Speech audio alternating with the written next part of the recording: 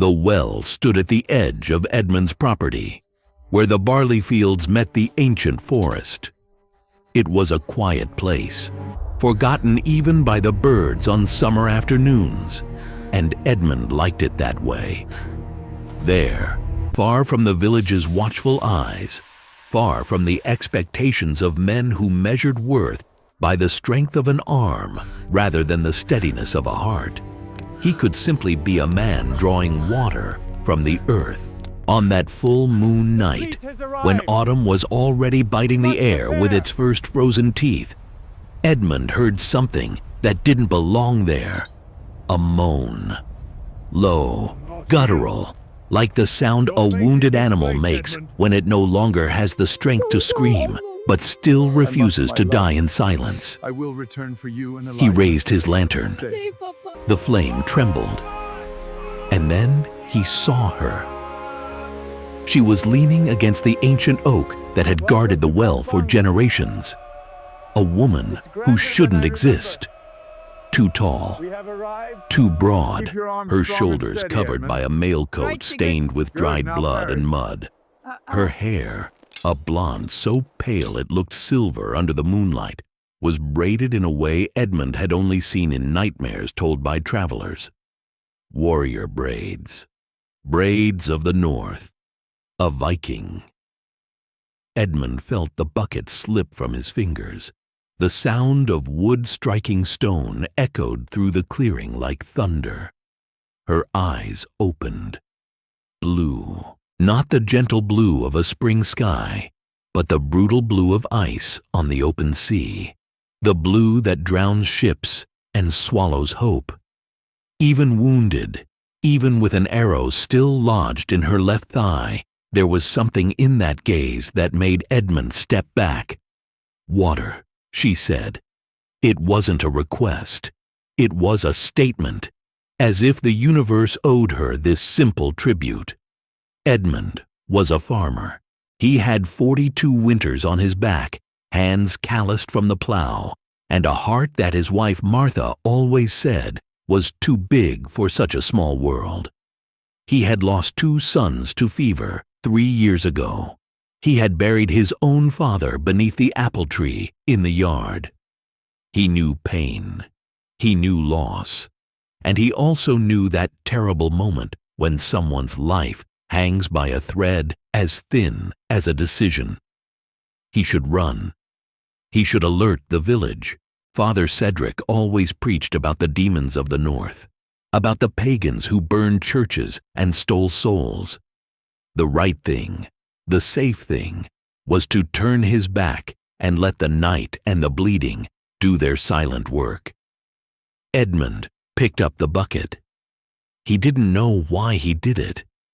Maybe it was the exhaustion on her face, an exhaustion that transcended battles and spoke of something deeper. Maybe it was the memory of his eldest son, Thomas, who had died at the same age she appeared to be, asking for water in his final moments as the fever consumed him. Maybe, and this Edmund would never admit aloud, it was simply because he was a man who couldn't see suffering without trying to ease it, even when common sense screamed otherwise. He lowered the bucket into the well. The rope slid through his worn hands. The sound of water, far below, was almost musical. "You'll die if you stay here," he said, without looking at her. "My village is less than a mile away. If anyone finds you, then it's better if no one finds me." There was humor there. Dark, cutting, but humor nonetheless. Edmund pulled up the bucket and walked to her. Up close, he realized she was even more impressive. A scar crossed her chin, thin and silver. Another, more recent, split her right eyebrow. But it wasn't the scars that impressed him. It was the way she wore them, like medals from a war that never ended. He offered the bucket. She drank as if there were no tomorrow. Perhaps for her, there wasn't. "The arrow," Edmund said, pointing to her thigh. It needs to come out. I know. She wiped her mouth with the back of her hand. But first, I need to know your name. Why? Because the gods need to know whom to thank or whom to blame. Edmund hesitated. Giving his name to a stranger, especially a stranger like this, seemed dangerous in ways he couldn't articulate. But there was something in her eyes, a brutal honesty that didn't fit with lies. Edmund, he said. Edmund, son of Harold. Edmund, son of Harold. She repeated the name as if carving it in stone. I am Sigrid Halfdansdottir, and you have just saved the life of a jarl's daughter. The words took time to make sense. When they did, Edmund felt the ground shift beneath his feet. A jarl's daughter. Northern nobility. The kind of person for whom armies crossed seas and burned entire kingdoms. What are you doing here? The question came out harsher than he intended. Alone? Wounded? Sigrid closed her eyes for a moment. When she opened them again, there was something different there. A vulnerability she clearly wasn't used to showing. I was betrayed, she said, by someone I called sister, by someone I swore to protect. She touched the arrow in her thigh, her fingers trembling slightly. This arrow was fired by hands I loved, and now, if my father discovers I'm still alive. She didn't finish the sentence. She didn't need to. Edmund knew betrayals. He knew the bitter taste of trusting someone who didn't deserve it. His own brother, William, had sold part of his lands while Edmund was caring for his sick children, and even now, 3 years later, they barely exchanged words at the market. But this was different. This was blood. This was war. This was a world Edmund only knew from stories whispered around fires. Come with me, he said before he could regret it. My wife knows how to treat wounds. We have a barn at the back of the property. No one goes there until spring. You're risking everything, Sigrid said. It wasn't a refusal. It was a warning. If they discover you sheltered me, then it's better if no one discovers. He returned her words with a half-smile he didn't feel. He extended his hand. For a long moment, Sigrid just looked at that hand, a farmer's hand, dirty with earth, with broken nails and old calluses. A hand that had never wielded a sword. A hand that, in her world, meant nothing. She took it. Martha was a practical woman. She had to be.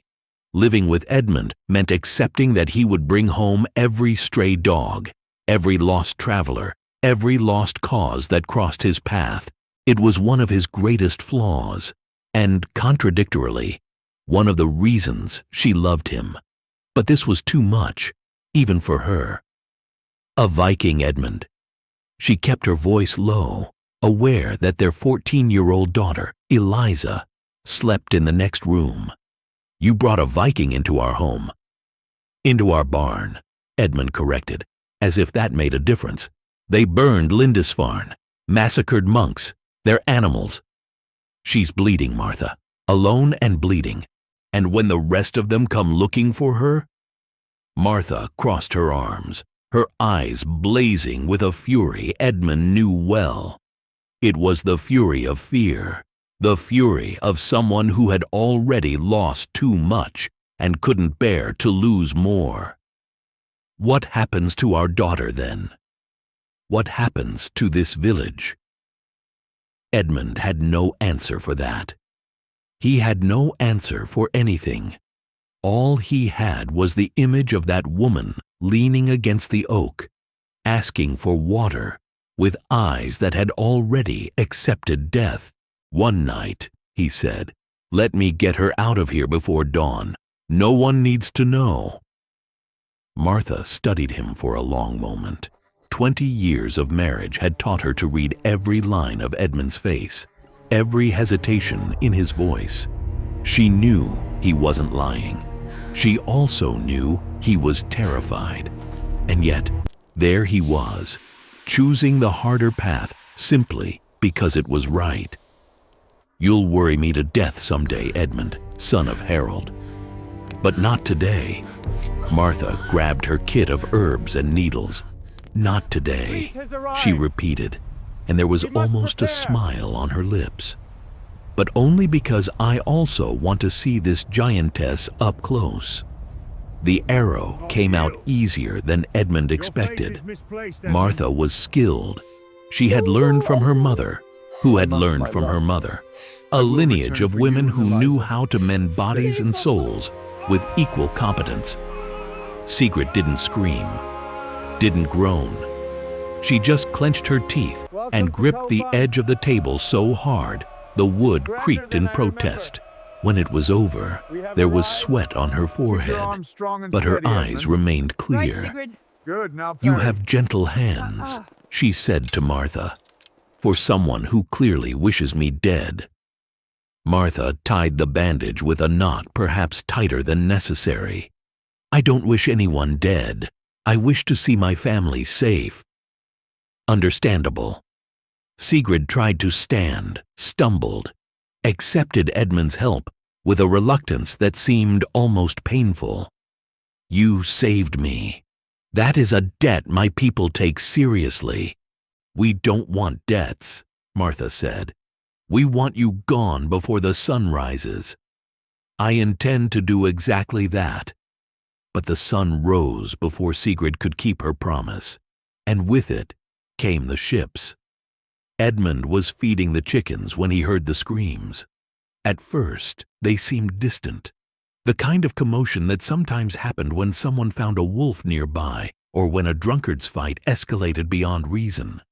But then the screams multiplied, and with them came another sound, a sound Edmund only knew from stories told by survivors with empty eyes. Drums, low, rhythmic, relentless, war drums.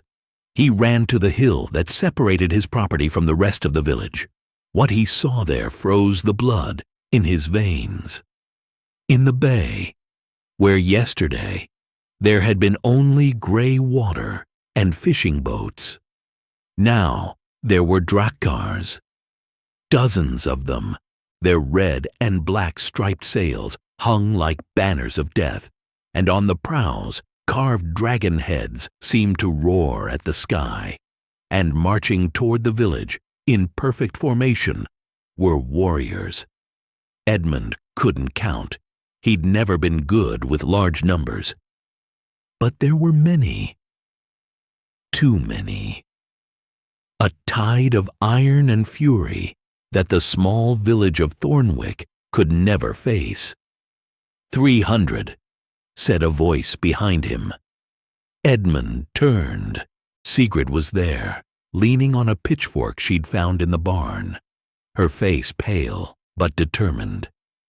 300 warriors, she continued, my father's personal guard. They've come for me. You said you were betrayed, said your father couldn't know. I said many things. Sigrid walked until she stood beside him, eyes fixed on the ships. But blood is thicker than betrayal, Edmund, son of Harold, and my father moves mountains for those he loves. The village was already in panic. Edmund could see people running, children crying, Father Cedric trying to organize something resembling a resistance. But they were farmers, craftsmen, fishermen. Against 300 Vikings, they wouldn't last longer than snow in sunlight. What will happen to my people? Edmund asked. The question came out strangely calm, as if from somewhere else. Sigrid didn't answer immediately. When she did, her voice carried a weight Edmund didn't expect. That depends on you. On me? You saved me, Edmund. In my world, that means something. It means everything. She turned to face him, and in that moment, wounded and exhausted, she still seemed larger than anything Edmund had ever seen. "Come with me. Speak to my father. Tell him what you did. And if he doesn't care? What if he simply... Then at least you will have tried, and I will be at your side." Sigrid placed her hand on his shoulder, a strangely gentle gesture from someone of her size. "The gods are watching, Edmund. They watch those who show courage when all seems lost. And I guarantee you this, my father, above all else, respects courage." Edmund looked at his house, at Martha, who now stood in the doorway, Eliza clinging to her skirt, at the fields he had cultivated for 20 years, at the life he had built brick by brick, sweat by sweat. And then he looked at the village that had welcomed him when he was nobody, at the blacksmith who had taught him to fix his own plow, at the baker who always saved an extra loaf when times were hard, at Father Cedric who had baptized his children and prayed over their graves. They were simple people, good people, and they would die if he didn't do something. "Martha," he called, his voice steady despite the trembling in his hands. "Take care of Eliza." "Edmund, no. Take care of Eliza," he repeated. "And if I don't come back, tell her that her father died trying to do the right thing. It's all a man can leave his children." He didn't wait for a response. He couldn't. If he looked at his wife's face for one more second, he would lose all the courage he had left. Edmund, son of Harold, began descending the hill. At his side, limping but determined, Sigrid Halfdansdottir walked toward her father's army, and the ravens, high above, began to circle. Before we continue this journey, if you want to discover what happened to Edmund, hit that like button. And if you're not subscribed yet, do it now. Trust me, you don't want to miss what comes next. The Viking warriors formed a semicircle around the village like a jaw closing. Edmund could see their faces now, some too young, others marked by so many battles they looked like maps of violence carved in flesh.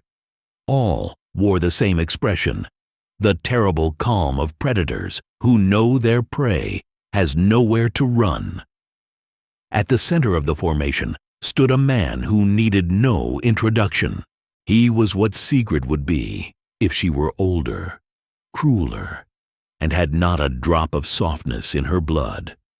Tall as an oak, broad as a fortress gate, with a graying beard braided with silver rings that clinked with each step. His eyes were the same brutal blue as Sigrid's, but where hers still held some spark of youth, his were pure ice, the kind of cold that burned. Jarl Halfdan, the scourge of the sea. Edmund had heard that name before. Everyone had. Halfdan was the man who had sacked the Abbey of Iona with only 15 ships. The man who had made kings kneel and empires tremble. The man who, whispers said, had once ripped out a rival's heart and offered it to Odin, still beating. And now this man looked at Edmund as if he were a particularly insignificant insect. "Father." Sigrid's voice cut through the silence. She stepped forward, still limping, but with her spine straight and chin raised. It was a subtle transformation. The wounded woman Edmund had found at the well seemed to have vanished, replaced by something older, more dangerous. "Sigrid." Halfdan pronounced the name like a verdict. "They told me you were dead. As you can see, they were wrong. They also said you were shot fleeing an ambush, that your own shield maidens turned against you." That is true. Something passed across Halfdan's face, too quick for Edmund to identify, but present enough to prove that somewhere beneath all that ice there was a father who loved his daughter. Who? Ingrid, and those loyal to her. Ingrid. Halfdan repeated the name as if it were poison. Your shield, sister. My everything, father, and now my nothing. Sigrid didn't allow emotion to infect her words, but Edmund could see the cost of it in the rigidity of her shoulders. But that's a conversation for later. Now, we need to talk about this man. She pointed to Edmund. 300 pairs of eyes turned to him. Edmund felt each one like a blade pressed against his skin. Who is this worm? Halfdan asked, without even looking directly at Edmund. This is Edmund, son of Harald. He found me bleeding in the dark. He gave me water when I was dying of thirst. He took me to his house. His wife removed the arrow from my leg. Sigrid turned to face her father, and there was steel in her voice. This man saved your daughter's life, father, and now he deserves to be heard. Halfdan finally looked at Edmund. The farmer felt as if he were being dissected, every layer of his existence examined and judged in seconds. Speak then, Edmund, son of Harald. The jarl's voice was deep as distant thunder. Why should I spare your miserable village? Edmund swallowed hard. His mouth was too dry for words, his heart racing too fast for coherent thoughts. But then he thought of Martha, of Eliza, of the blacksmith and the baker, of Father Cedric, of all those lives that depended on what he said in the next few seconds. Because sparing is harder than destroying, he said. His voice came out trembling at first, but grew stronger. Any man can burn a village. Any brute can kill the defenseless. But it takes true strength to show mercy when victory is already assured. A murmur ran through the warriors' ranks. Edmund didn't know if it was mockery or surprise, but he continued. Your daughter said your people take debt seriously. Very well. I helped Sigrid without asking for anything in return, without knowing who she was, without expecting reward. I did it because it was the right thing to do. He took a step forward, forcing himself to keep his eyes on Halfdan's face. If the Vikings are truly a people of honor, then prove it. Show that kindness can be repaid with kindness. Show that there is something more than blood and fire in your hearts. The silence that followed seemed to last years. Then Halfdan did something Edmund didn't expect. He laughed. It was a low laugh without humor, but also without malice. The laugh of a man who had seen something genuinely surprising after decades of thinking there were no more surprises in the world. You have courage, farmer. Stupid courage, but courage. Halfdan walked toward Edmund, each step making the ground tremble slightly. Up close, he was even more terrifying. The scars on his face told stories Edmund preferred not to know. Do you know how many men have dared speak to me like that? No, my lord. Few, and most didn't live to regret it. Halfdan leaned in, his face inches from Edmund's. The smell of salt and metal was overwhelming. But you saved my daughter, my Sigrid, the only thing in this world that matters more to me than power. He stepped back, turned to his warriors. The village will be spared. The announcement provoked mixed reactions. Some warriors nodded with respect. Others seemed disappointed. One of them, a young man with a fresh scar crossing his face, dared to protest. Jarl Halfdan, we came from far away. The men expected plunder. Expected what, Björn? Halfdan turned with a speed that didn't match his size. Expected me to dishonor a life debt. Expected me to show the world that the name Halfdan is worth no more than empty words? Björn paled. No, Jarl. You just need to learn when to speak and when to stay silent. Halfdan returned his attention to Edmund. "The village will be spared, but this is not a gift. It's an exchange, a debt for a debt." "What kind of exchange?" "You, Edmund, son of Harold, you come with us." The world seemed to tilt. "What?" "You saved my daughter with courage and kindness. I want men like that near me. Men who do the right thing even when the easy thing is right there, calling." Halfdan crossed his arms. "Not as a thrall, as a free man. You will have lands in the north, more than you ever dreamed of. Wealth, a place in my hall. And my family? They come too if they wish, or stay if they prefer. But you," Halfdan pointed at Edmund, "you are mine now, for a year and a day as tradition demands.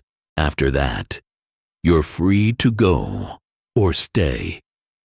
Edmund looked at Sigrid. She said nothing, but there was something in her eyes, a silent plea he couldn't quite decipher. "And if I refuse, then the debt is not paid, and unpaid debts." Halfdan let the sentence hang, but the meaning was clear. Edmund thought of Martha, thought of Eliza, thought of all the plans he had made for the next harvest, the next winter, the next years of a simple life that now seemed to belong to another man. A year and a day. 366 sunrises away from everything he knew, but 366 sunrises in which his family would be alive, in which his village would still exist. "Can I say goodbye to them?" Halfdan nodded. "You have until sunset. After that, the ships leave."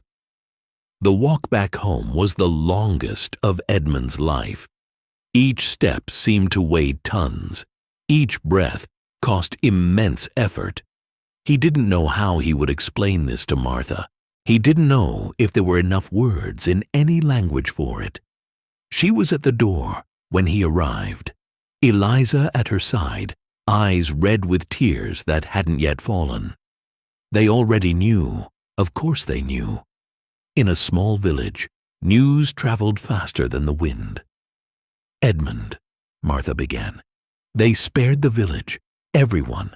No one will die. But you, I go with them, for a year and a day." He held her hands, those hands that had healed Sigrid, that had healed so many others, that had healed Edmund himself in so many ways he couldn't count. "It's the price, Martha. It's the price of our safety." "No."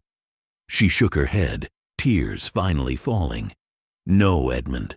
There has to be another way. There has to." "There isn't." He pulled her into an embrace, feeling her body tremble against his. "But it's only a year. A year is nothing compared to a lifetime, Martha. And I will return. I swear by the children we lost. I swear by the love we built. I will return." "Father."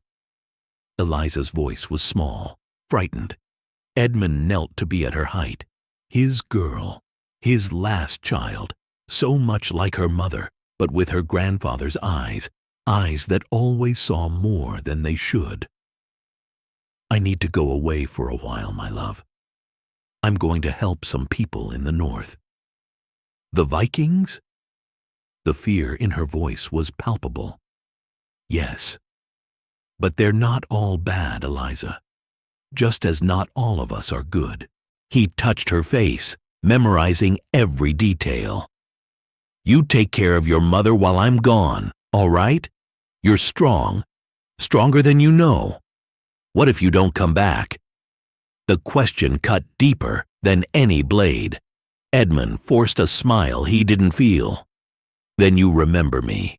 Remember that your father did the right thing, even when it was hard. Remember that he loved you more than his own life." He kissed her forehead. "But I will come back. I promise." The sun was nearly touching the horizon when Edmund returned to the field where the Vikings waited. He carried only a bag with some clothes and a small leather pouch Martha had hastily sewn. Inside, a lock of Eliza's hair, an old coin that had belonged to his father, and an embroidery Martha had started for him before all this happened, still unfinished. Memories. It was all he carried. Sigrid waited apart from the others, leaning on a spear someone had given her. She looked better, still pale, still limping, but with an energy that hadn't been there before. "You came," she said. "I said I would. Many men say many things. Few keep their word." She studied his face for a moment. "You're afraid." It wasn't a question, so Edmund didn't answer. "Good," Sigrid continued. "Fear means you're intelligent. Only fools don't fear the unknown." She straightened, extending her hand. "But you won't be alone, Edmund, son of Harold. I owe you a debt that cannot be paid with silver or land. While you are among my people, you will have my protection." "Why?" Edmund took her hand. The grip was firm, almost painful. "Why do you care?" "Because you treated me like a person before you knew I was a jarl's daughter. Because your wife tended my wounds even while wanting me dead. Because—" She hesitated, something rare for someone of her bearing. "Because it's been a long time since someone showed me kindness without expecting anything in return. And that is worth more than you imagine." Edmund nodded. He didn't know what to say, so he said nothing. "Come. The ships don't wait for the tide. We make the tide wait for us. But even so, my father is impatient." Sigrid began walking toward the beach, and Edmund followed.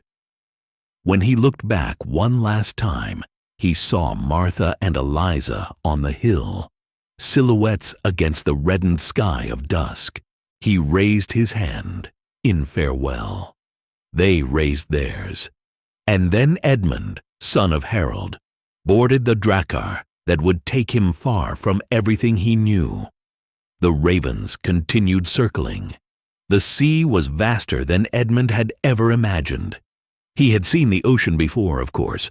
Thornwick was near the coast, but always from afar, always as a backdrop to his life on solid ground.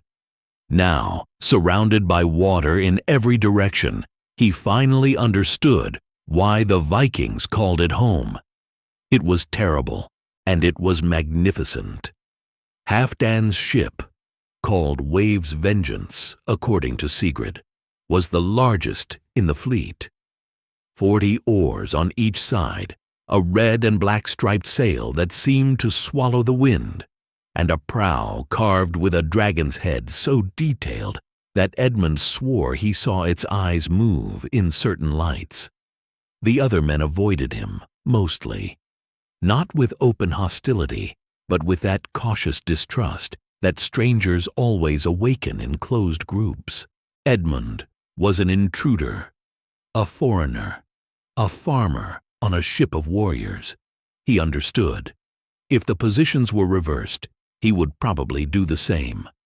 On the third night of the voyage, when the stars shone with a clarity Edmund had never seen on land, Halfdan summoned him.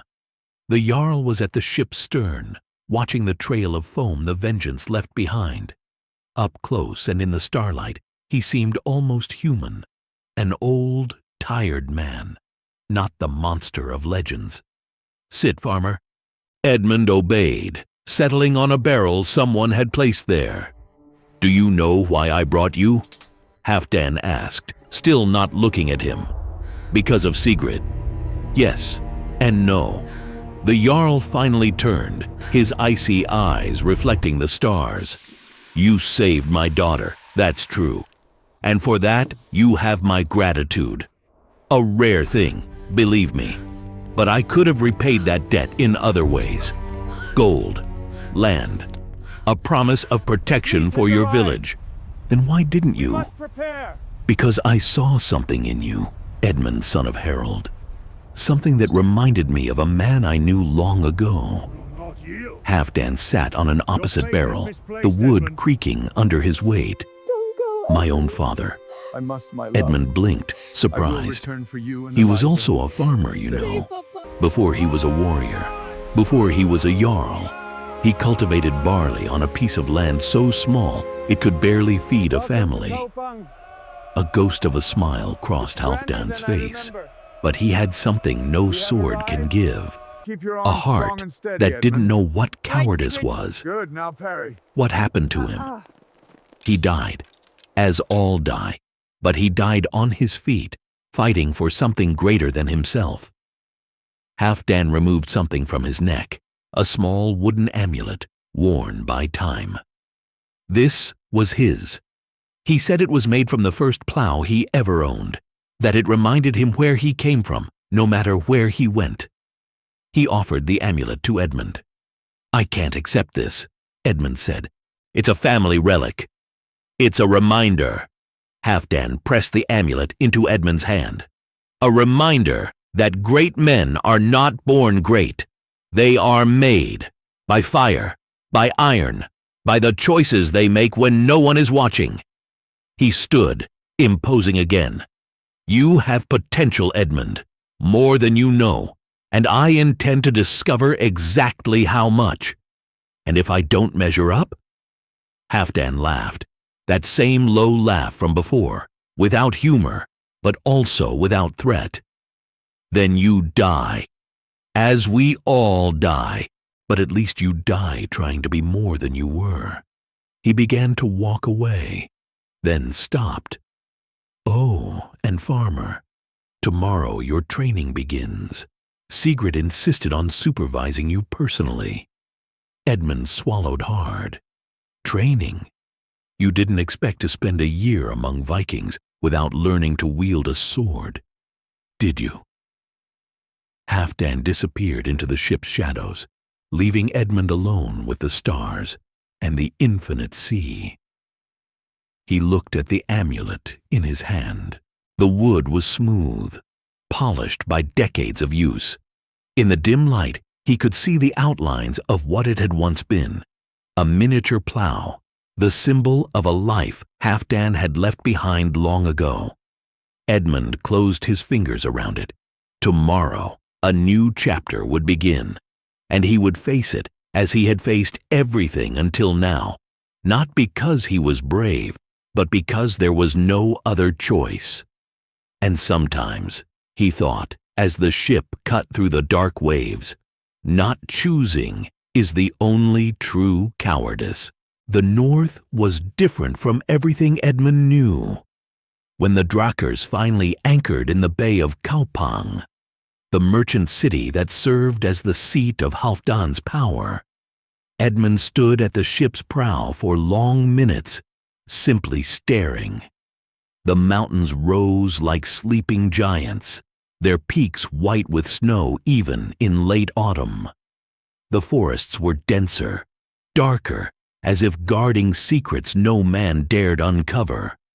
And the air was so cold that each breath seemed to cut from within. "Welcome to Kaupang, farmer." Sigrid appeared at his side, fully recovered after 2 weeks at sea.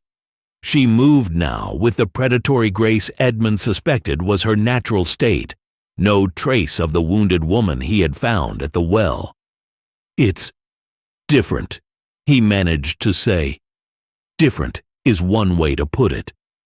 She smiled, a real smile this time, not the polite mask she wore near her father. For someone born in the South, it must seem like the end of the world. "It feels like the beginning of something," Edmund said, surprising himself. "I don't know what, but something." Sigrid studied his face for a moment, that penetrating gaze he was beginning to recognize. "Perhaps you're more Viking than you imagine, Edmund, son of Harold." They disembarked with the rest of the warriors, and Edmund was immediately swallowed by the crowd that had formed at the docks. Kaupang was a real city. Not a village like Thornwick, but a place where thousands lived, worked, traded, fought. There were merchants from distant lands, slaves being sold on wooden blocks, blacksmiths hammering swords that sang with each blow. The smell of smoked fish, fermenting ale, and human sweat was overwhelming. "Don't get lost," Sigrid warned, pulling him by the arm. "And don't look anyone directly in the eyes. Here, that's a challenge. A challenge for what? For everything. Honor, property, life." She guided him through the mass of bodies with the familiarity of someone who knew every stone. "The Vikings are not a gentle people, Edmund. We respect strength and cunning. Everything else is weakness." "Including kindness?" The question made her stop. She turned, something unreadable in her eyes. "Kindness is the rarest of strengths," she said finally. "That's why most of us don't possess it." Halfdan's residence stood at the heart of Kaupang, a great wooden hall that looked more like a grass-covered hill than a human construction. Doors carved with battle scenes opened to a vast smoky interior where fires crackled in trenches in the floor and tapestries covered walls stained with soot. Edmund was installed in a small room at the back of the hall, not much larger than the tool shed on his farm, but clean and warmed by its own hearth. For a man who expected to sleep among the slaves, it was an unexpected luxury. "You're under Sigrid's protection," explained Thyra, the woman who oversaw Halfdan's household. She was old and stern, with hands that looked capable of strangling a man and a gaze that suggested she'd done exactly that. "That means no one can touch you without answering to her, and no one wants to answer to Sigrid." "Why?" Thyra let out a dry laugh. "Because she's the most feared warrior in the north, boy. The living Valkyrie, they call her. And those who doubt," she drew a line across her own throat, "don't live to doubt twice." Edmund swallowed hard. The woman he had found bleeding, the woman who had accepted water from his hands with almost humility.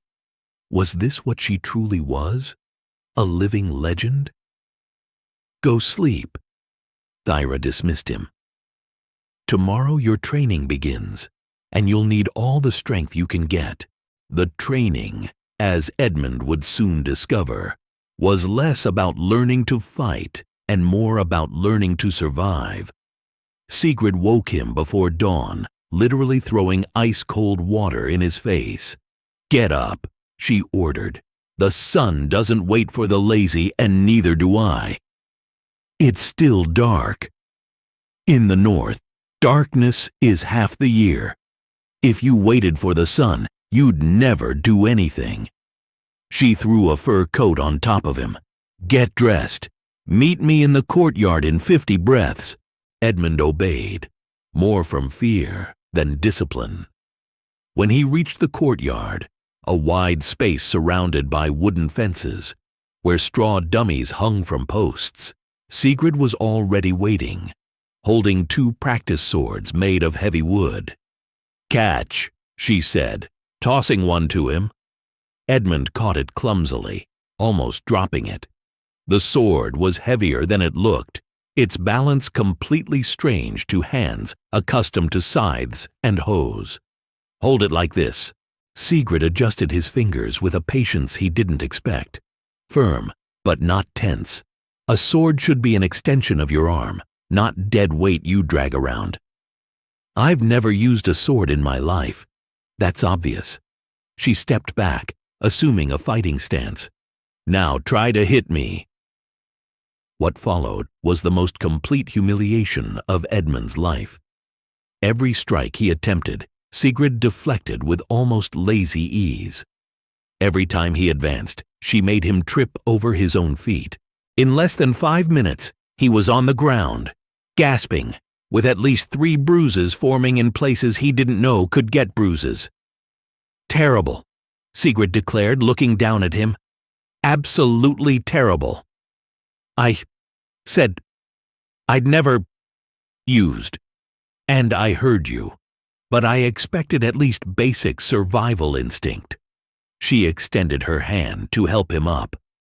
Again, again, again, and again, and again, until you stopped fighting like a drunk fisherman. They trained until the sun was high in the sky, or at least where the sun would be, hidden behind gray clouds that seemed permanent. When Sigrid finally allowed a break, Edmund could barely lift his arms. "You learn fast," she said, offering him a water flask. For a farmer. "That was learning fast?" Edmund groaned. "I feel like I've been trampled by horses." "Because you were. Metaphorical horses, but horses nonetheless." She sat beside him on a rock, watching the courtyard where other warriors now trained. "Fighting isn't about strength, Edmund. It's about understanding your opponent, anticipating their moves before they even make them. And how do I do that? Watching, listening, feeling." She touched her own chest. "In here, every person has a rhythm, a cadence. Learn to read that rhythm and you'll know what's coming before it happens." Edmund thought about this. On the farm, he did something similar. He watched the sky to predict rain, studied the soil to know when to plant. Maybe it wasn't so different after all. "Why are you doing this?" he asked. "Training me, I mean. You must have more important things to do." Sigrid was silent for a moment. When she spoke, her voice had lost some of its usual hardness. "Because you treated me like a person when you had no reason to. And because—" She hesitated, choosing her words. "Because I need someone I can trust.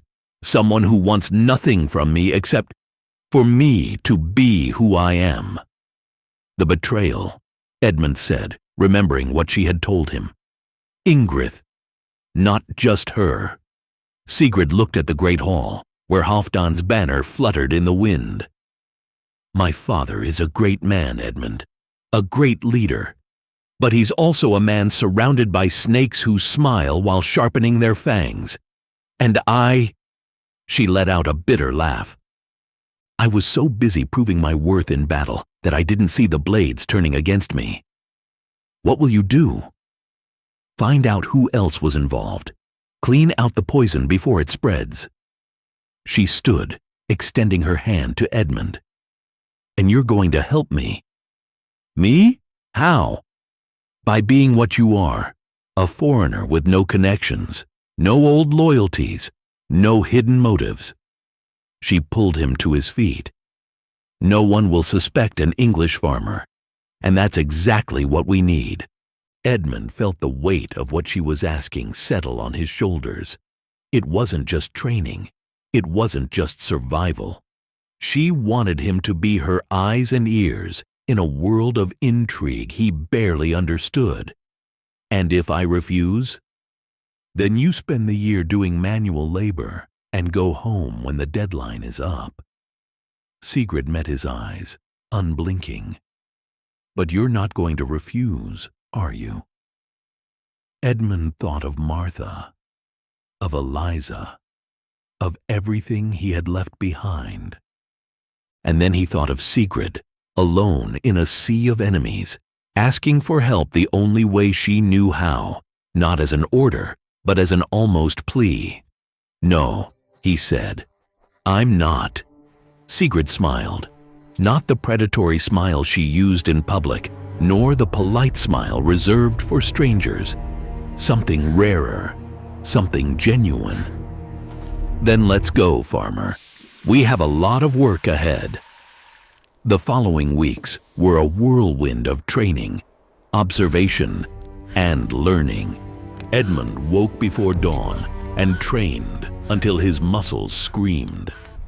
In the afternoon, he worked in the great hall, serving mead, cleaning tables, doing the kind of invisible work no one noticed. And that was exactly what Sigrid wanted. Someone invisible. Someone who could hear conversations without being seen as a threat. And he heard plenty.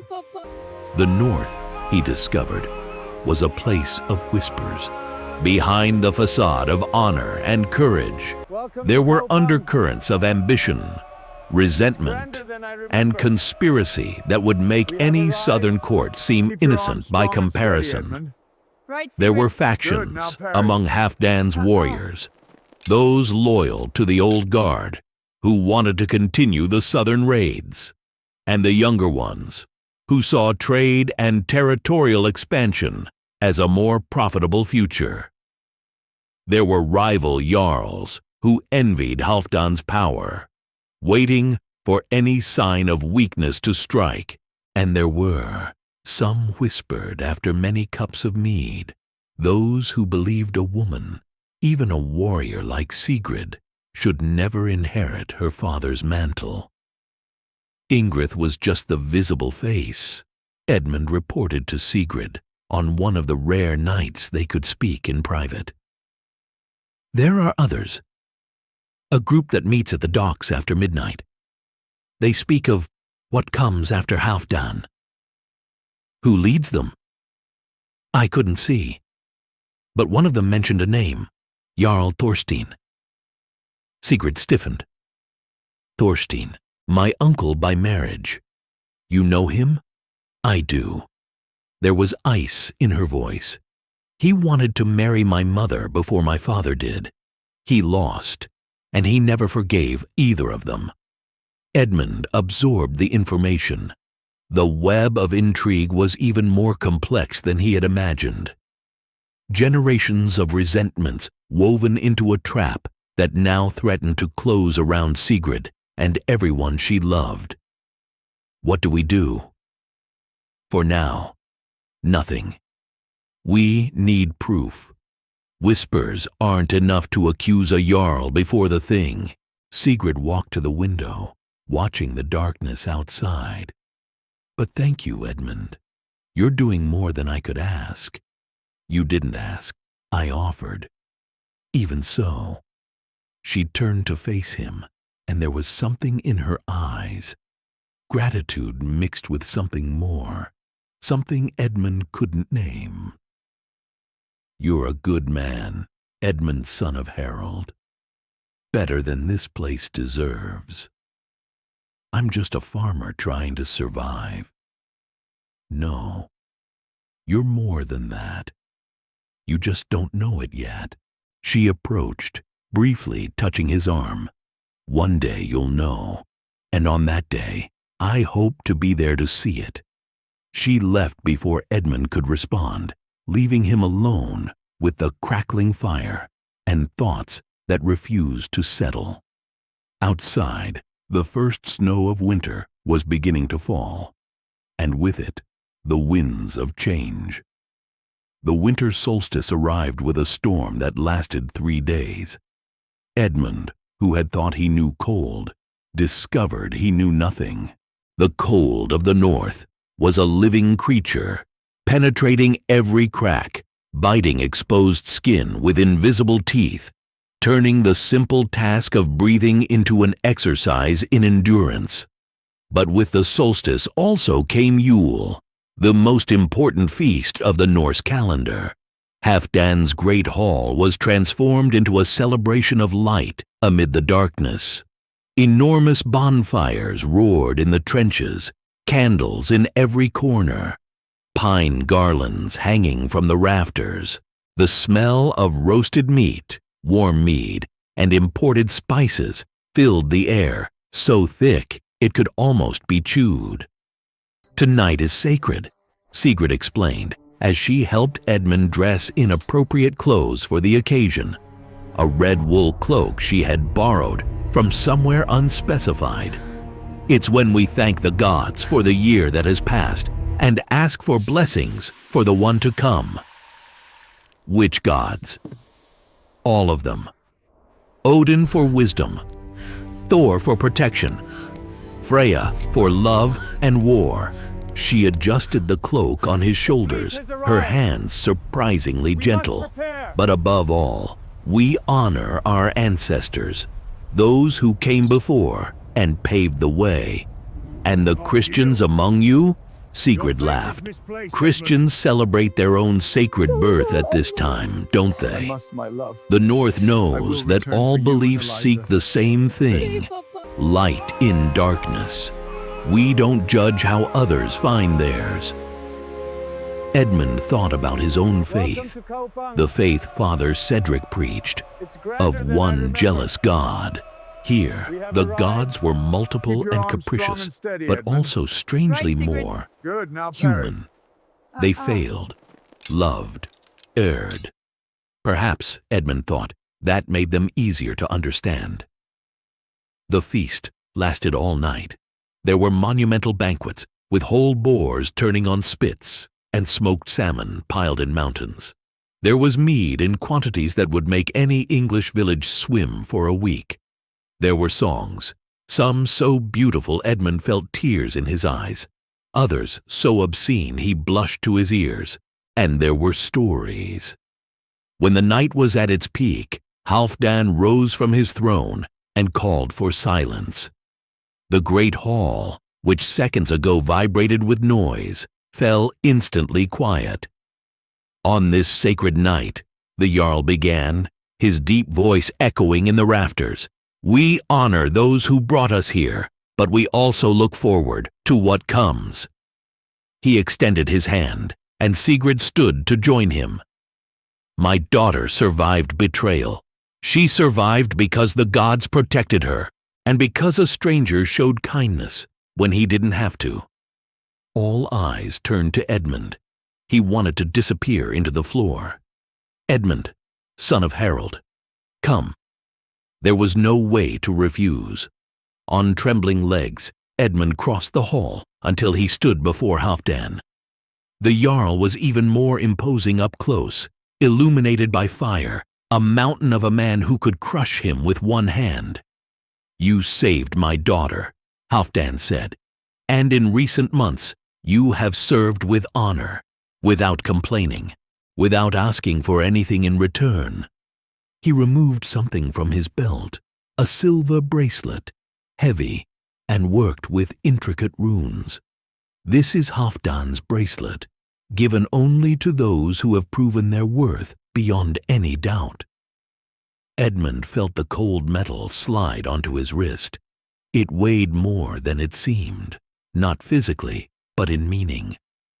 You are no longer a stranger, Edmund, son of Harold, Halfdan declared, loud enough for all to hear. You are a man of Kaupang, an ally of Halfdan's house, and anyone who raises a hand against you will answer to me. The hall exploded in cheers. Shields pounded tables, tankards raised in a toast, improvised songs in honor of the English farmer who saved the living Valkyrie. Edmund didn't know whether to laugh or cry. Sigrid appeared at his side, a genuine smile on her face. Welcome to the family, farmer, she said. Now the fun really begins.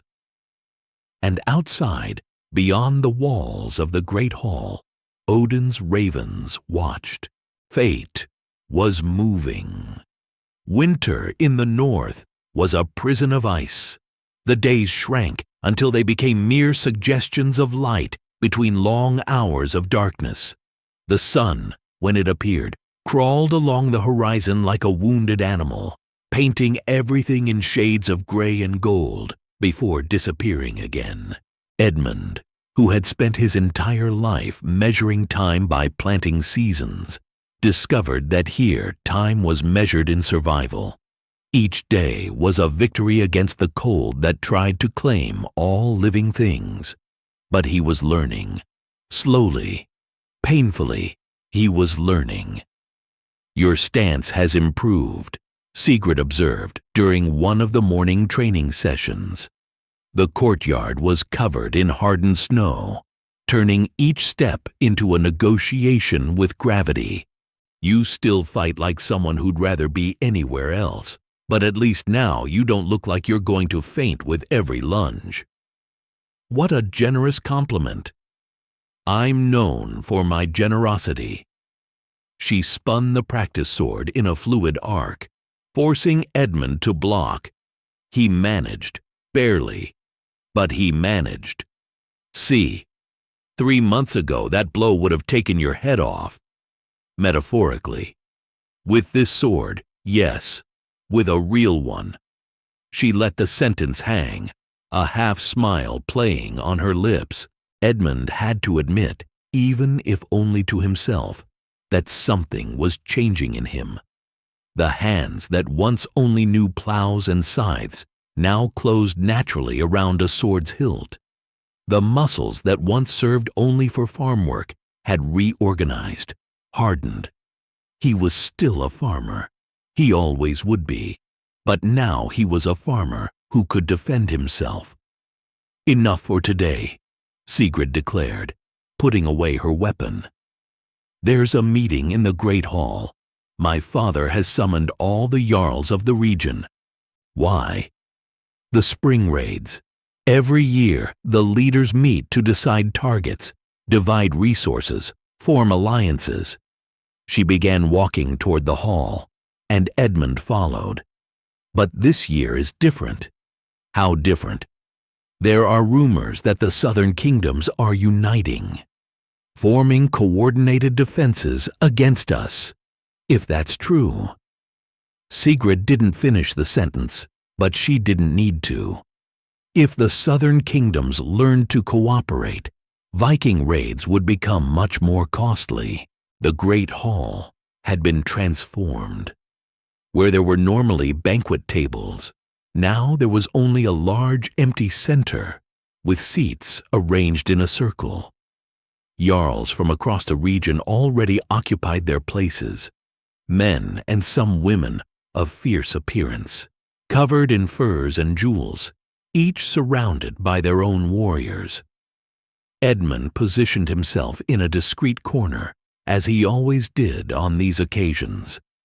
Invisible, watching. Halfdan entered last, his presence instantly silencing the murmurs. He walked to the central throne, more a seat of honor than a throne proper, and sat with the gravity of a mountain, finding its place. "Jarls of the North," he began, "I thank you all for coming. We know why we're here, so I'll get straight to the point. Things are changing." A murmur ran through the hall.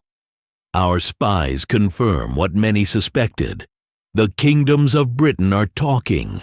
Wessex, Mercia, even the Welsh.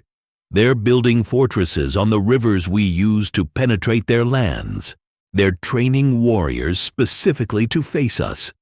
And what does that matter?" The voice came from a man Edmund didn't recognize, a red-haired jarl with cruel eyes, seated at the opposite end of the circle. "We are Vikings. We've faced worse enemies and won." "You're a fool if you think numbers don't matter, Jarl Egil," Sigrid interjected. She stood beside her father, a presence no one dared ignore. "The South has 10 times our population. If they learn to fight together, if they learn. So far, all they've done is squabble among themselves like dogs." Egil spat on the floor. "Is Halfdansdottir afraid of peasants?" The silence that followed was charged with tension. Edmund saw Sigrid stiffen, her hand moving almost involuntarily to where her sword would be. "My daughter," Halfdan said, his voice dangerously calm, "has killed more men than you have years of life, Egil. I suggest you moderate your words." Egil paled slightly, but didn't back down. "I don't question her skill. I question her caution. The young today prefer trade to conquest. They prefer to think before acting," another voice interrupted. It was an older jarl, with a beard white as snow and deep-set eyes that seemed to hold centuries of wisdom. Something you never learned, Egil. That's why Halfdan is Jarl of Jarls, and you still lick crumbs from his table." Muffled laughter echoed through the hall. Egil turned red with fury, but didn't dare respond to the elder. "Enough," Halfdan ordered, retaking control. "We didn't gather to fight among ourselves. We gathered to plan." He stood, walking to a leather map hanging on a wall. "This year, we will not raid the south." The declaration provoked a wave of protests. "Silence!" Halfdan's voice cut through the noise like an axe. "Listen before you bark. We won't raid the south because we're going to do something greater. Something no Viking has done before." He pointed to the map, not to Britain, but to the east, to lands Edmund barely knew. "The Franks," Halfdan said, "the empire of Charles, whom they call the Great, rich beyond imagination, poorly defended because they're busy fighting over territories, and with rivers that lead straight to the heart of their cities. You want to attack the Franks?" Egil's tone shifted from disdain to something almost reverent. That would be the greatest plunder in Viking history," Halfdan completed. "But it must be done right. All the jarls together, all the ships. A force so great no Frankish army can stand against it." The hall exploded in discussions, some enthusiastic, others skeptical, all clearly shaken by the magnitude of the proposal. Edmund watched everything from his corner, absorbing every word, every expression, every glance exchanged between rivals pretending to be allies.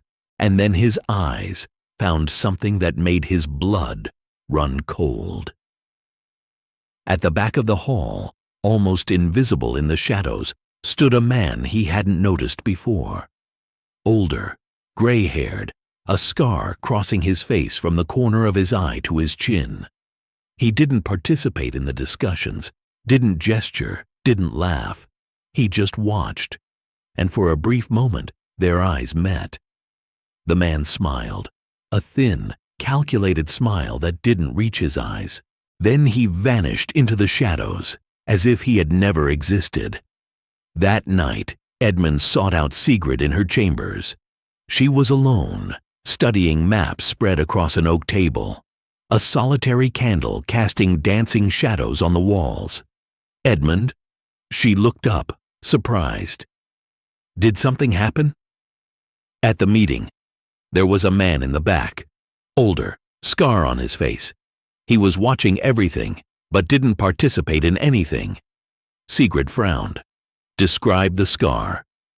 "Diagonal, from the eye to the chin, on the left side." Her face hardened. "Sven Silver-Tongue." "Who is he?" "Thorstein's counselor." Sigrid stood, beginning to pace back and forth, a sign of agitation Edmund had already learned to recognize. "He's the whispering voice behind half the intrigues in the north. They say he's never lied in his life because he doesn't need to. Truth in his hands is more dangerous than any lie." What was he doing at the meeting? Observing, listening. It's what he always does. Sigrid stopped before the window, looking at the darkness outside. Thorstein isn't fool enough to expose himself personally, but Sven is his eyes and ears. If he was there, it means Thorstein is very interested in my father's plan. Interested how? That's the question. She turned to face Edmund. The attack on the Franks would be the largest Viking operation in history. All the jarls would have to contribute. All would have to cooperate. If something went wrong, it would be the end of many leaders, including my father.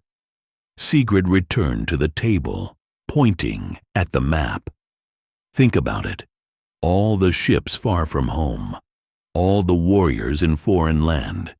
If someone wanted to make a move against Halfdan, this would be the perfect moment.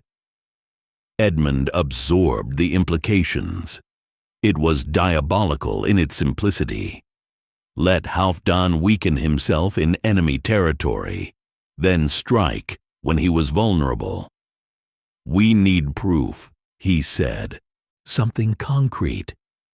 "Yes, and I think I know where to find it." Sigrid pulled a scroll from beneath the maps, a letter from what Edmund could see. "One of my informants intercepted this. It's correspondence between Sven and someone we haven't yet identified. It mentions a meeting at the docks 3 nights from now. You want me to go?" It wasn't a question. Sigrid nodded. "You're the only one I trust who can go unnoticed. Everyone knows my warriors. Everyone knows my father's allies. But you—" She smiled, a smile that didn't hide the concern behind it. "You're still the English farmer no one takes seriously. That's your greatest strength. And if they catch me, then you deny everything. Say you were drunk, lost, looking for a prostitute, anything." She approached, placing her hand on his shoulder, a gesture that was becoming familiar. "But I'd prefer if they didn't catch you. I've gotten used to having you around." Edmund didn't know what to say. There was something in her eyes, something that transcended simple gratitude or the practicality of an alliance, something he wasn't ready to name. "I'll be careful," he said, finally. "That's all I ask." She stepped back, returning to the map. "Now go sleep. You still have training tomorrow, and I don't accept excuses." Edmund left, but the weight of the conversation stayed with him long after he lay down. Outside, the snow continued to fall, and somewhere in the shadows, Sven Silver-Tongue was surely planning his next move.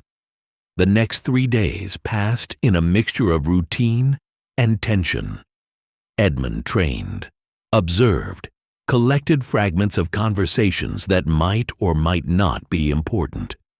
Every meal in the great hall was an exercise in pretense, smiling at people who might be conspirators, bowing to jarls who might be planning Halfdan's downfall.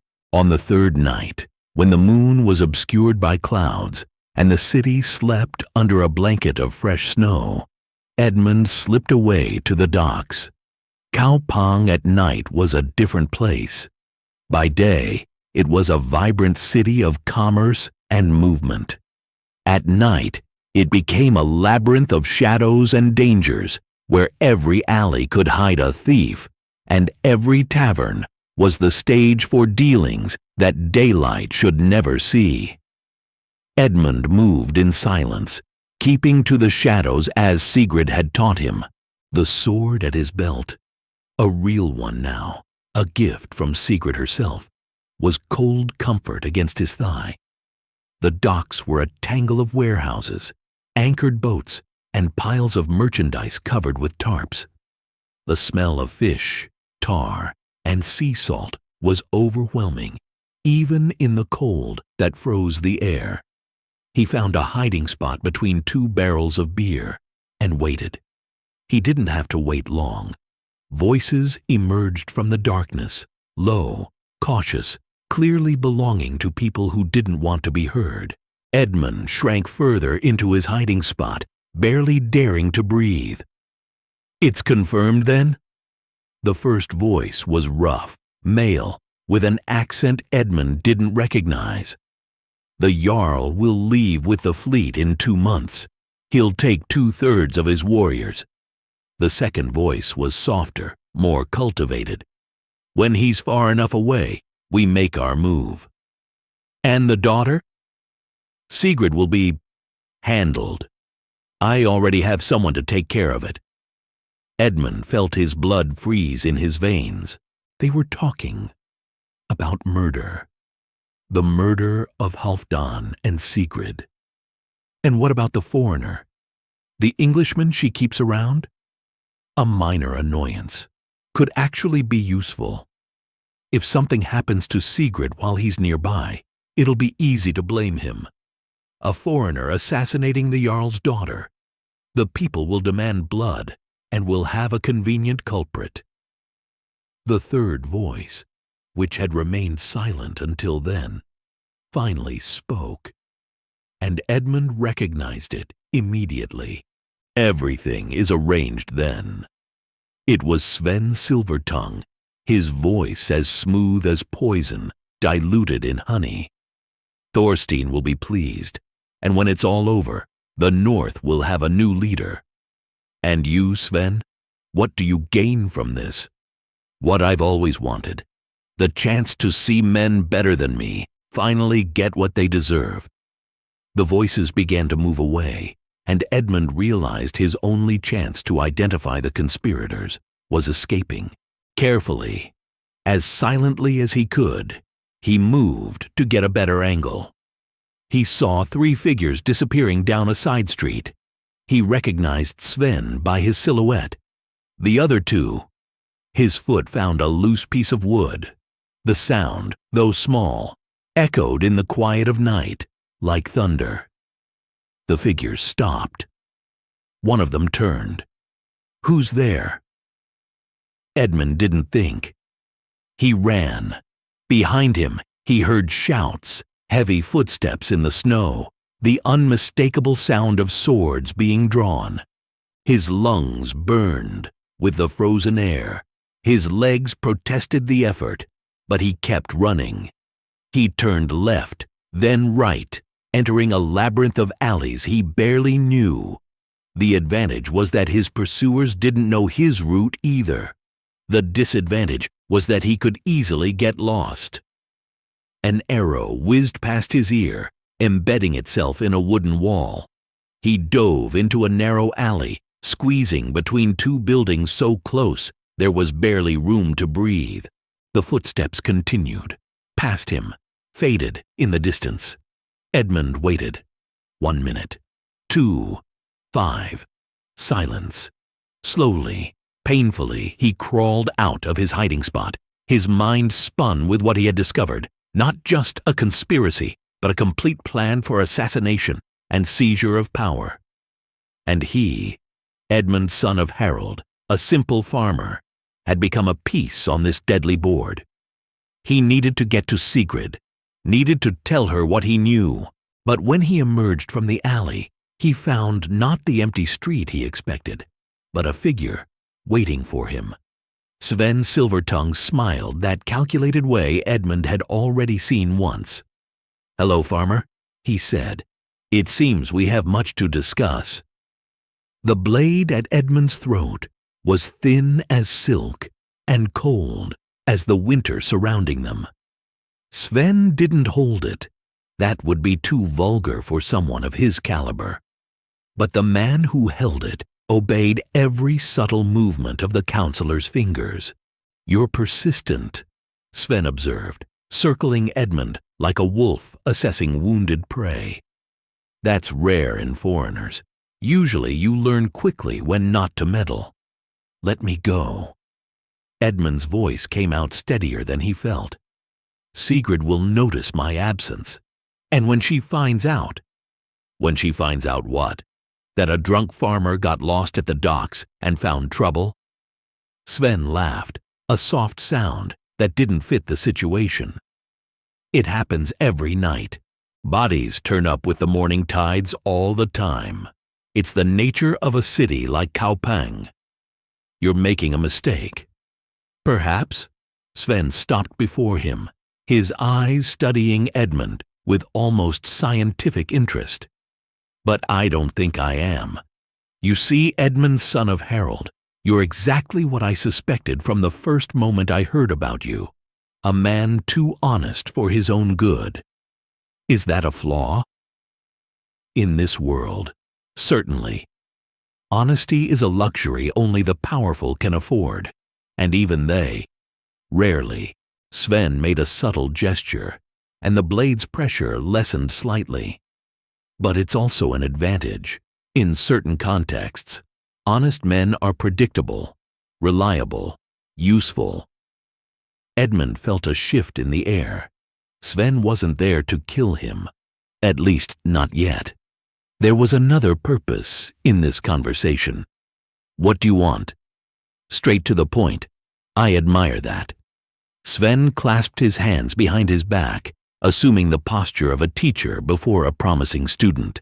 What I want, Edmund, is the same as everyone wants: to survive, to prosper, to see my enemies defeated and my allies rewarded. And how do I fit into that? You're Sigrid's eye, the person she trusts more than any other, except perhaps her father. What you see, she sees. What you know, she knows. Sven leaned in, his voice dropping to a whisper. Imagine the value of someone like that. Imagine what I could offer in exchange for cooperation. The proposal was clear as crystal. Betray Sigrid. Feed Sven information. Become a spy within Halfdan's house. No. The word came out before Edmund could think. Instinctive. Absolute. Sven didn't seem surprised. If anything, he seemed almost satisfied. I knew you'd say that. Too honest, remember? He stepped back, gesturing to his henchman. Release him. The blade disappeared. Edmund nearly fell, his legs weakened by adrenaline. You're letting me go? For now. I have no interest in creating a martyr. Sigrid would certainly avenge you, and that would complicate my plans. Sven began to walk away, then stopped. But know this, Edmund, son of Harald. Loyalty is admirable, but it's also a chain, and chains can be used to drag people to the bottom of the sea as much as to anchor them. Is that a threat? It's advice. Sven smiled that thin smile once more. You've chosen a side in a war you barely understand. I hope, for your sake, you chose right. He disappeared into the shadows, his footsteps silent as ghosts. Edmund stood there for long minutes, trying to calm his heart, which still hammered in his chest. Then, as fast as his legs would allow, he ran toward the great hall. Sigrid was awake when he arrived, as if she somehow knew something had happened. She met him at her chamber door, sword already in hand. Edmund, what? Sven found me. At the docks. He knows. Her face hardened. Without a word, she pulled him inside, closing the door behind them. Tell me everything, Edmund told her. The meeting he had overheard, the assassination plans, Sven's proposal, everything. When he finished, Sigrid was sitting, the sword resting on her knees, her eyes fixed on some distant point. 2 months, she murmured. They'll move when the fleet leaves. We need to tell your father. No. The word was sharp. We can't. Not yet. Sigrid, they're planning to kill him. To kill you. And if we tell him now, based only on what you heard, what happens? She stood, pacing back and forth. Thorstein is a jarl. Sven is his counselor. The word of an English farmer against one of the most powerful men in the north.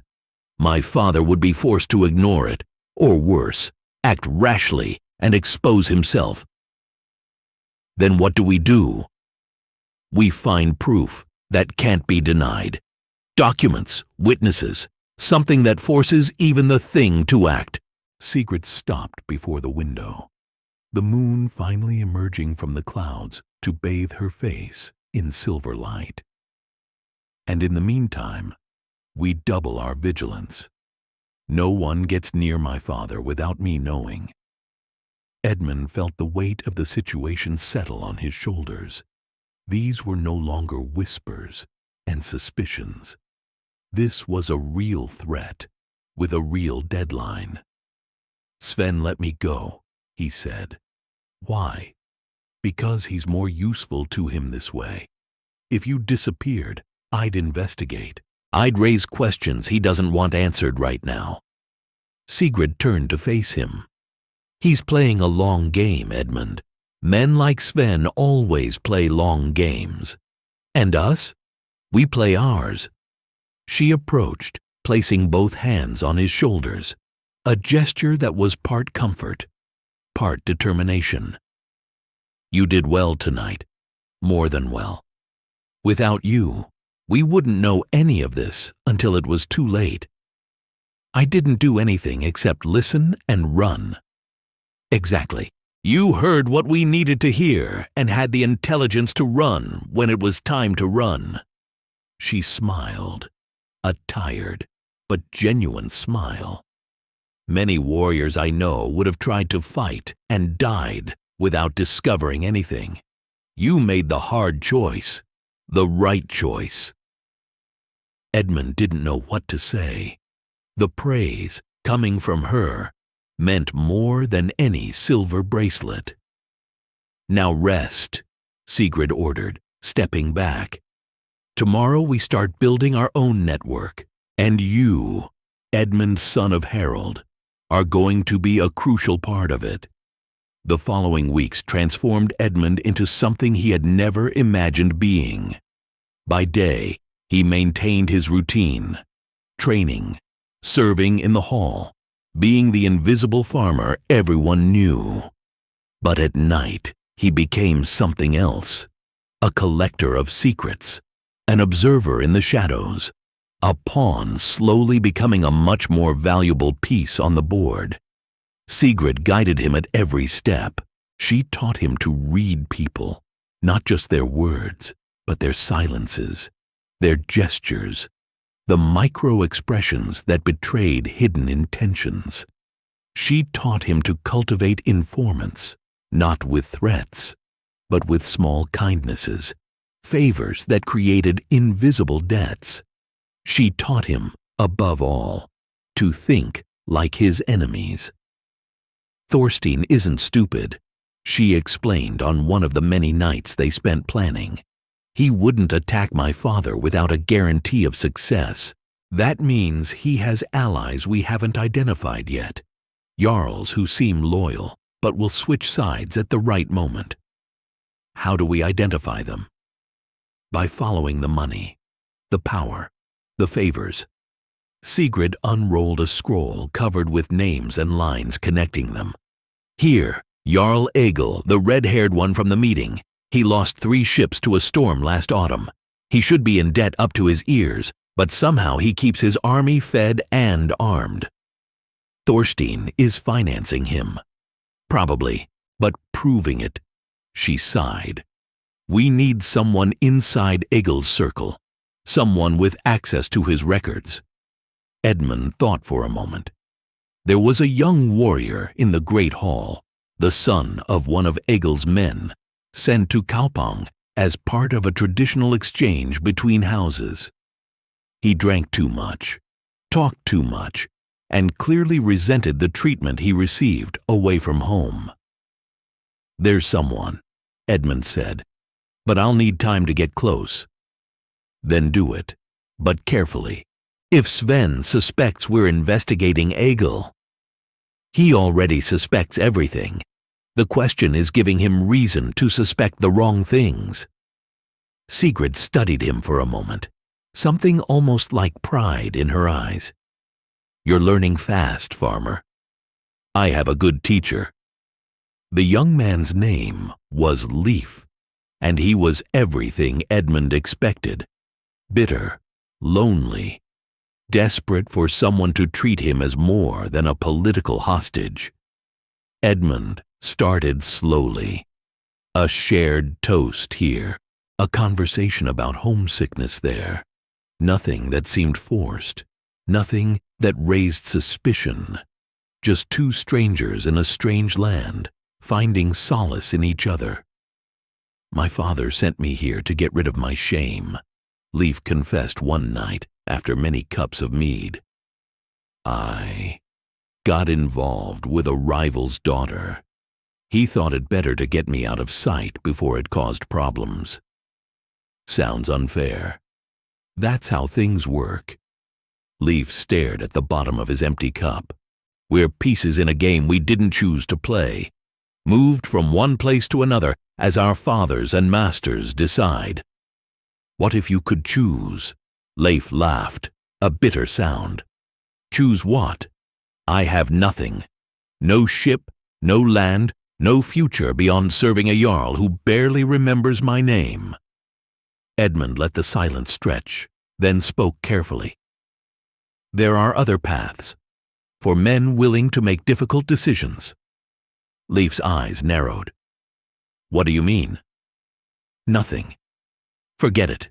Edmund stood, pretending to leave. I'm probably too drunk. Wait, Leif grabbed his arm. Tell me, what did you mean? This was the moment. Edmund could feel it, as Sigrid had taught him, the opening appearing. There are people in Kaupang who are dissatisfied with certain things, who think changes are coming. People who could use someone with access to Jarl Egil's records. Leif's face went pale. You're asking me to betray my Jarl? I'm asking if you'd rather keep being a piece or start being a player. Edmund met his eyes, holding them firm. The choice is yours. And if you'd rather pretend this conversation never happened, I'll understand. Leif was silent for a long time. Edmund could almost see the gears turning in his mind. Fear, ambition, resentment, hope, all mixed in a cauldron of indecision. What do you need to know? He finally asked. Edmund smiled. Everything. Egil's records were a gold mine. Through Leif, who began delivering careful copies of correspondence and account books, Edmund and Sigrid started building a devastating picture. Thorstein wasn't just financing Egil, he was buying an entire army, piece by piece. Ships, weapons, provisions, all channeled through intermediaries to avoid direct detection. Is this enough? Edmund asked, looking at the pile of documents they had accumulated. Almost. The fleet has We arrived. need one more thing. We must prepare. Something that links Thorstein directly to the conspiracy. All of this. Sigrid gestured at the scrolls. Not you. All of this proves Your he's faith is spending money misplaced, in Edmund. suspicious places. But a skilled advocate could argue must, my he's love. simply making normal I will investments. return for you and Eliza. What would make the difference? A confession, or a witness willing to testify before the Thing. She looked at Edmund Welcome with to something that Kaupang. might be reluctance. It's And I grander think than I I remember. know how to get one. We have arrived. How? Keep your arms strong and Ingrid. steady, Edmund. The name Right, came Sigrid. out like Good, now poison. parry. The woman who tried to kill me. She was exiled after the truth came out. But she's still alive, somewhere to the east, according to my informants. If we find her, if she agrees to testify in exchange for something, you'd trust the word of someone who tried to kill you. I don't trust her for anything except self-preservation. Sigrid stood, looking through the window at the sleeping city. But Ingrid was just a tool. The one who really armed her was Thorstein, and she knows it. If we can offer her something she wants more than his protection, what could she want?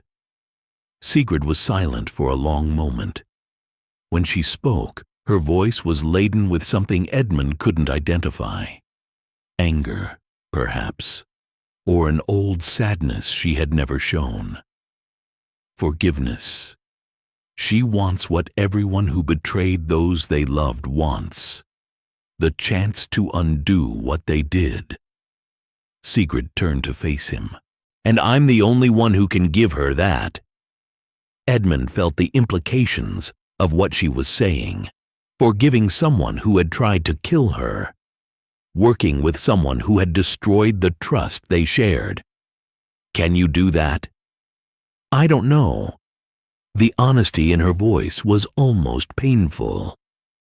But for my father, for my people, for everything we've built, I'll try. Fate was moving again, and Edmund, the farmer who had never asked to be part of any war, was about to dive even deeper into the darkness of the north. So let me ask you, what would you do in Edmund's place? Would you forgive or seek revenge? Tell me in the comments. I read every single one, and if you haven't liked yet, now's the time.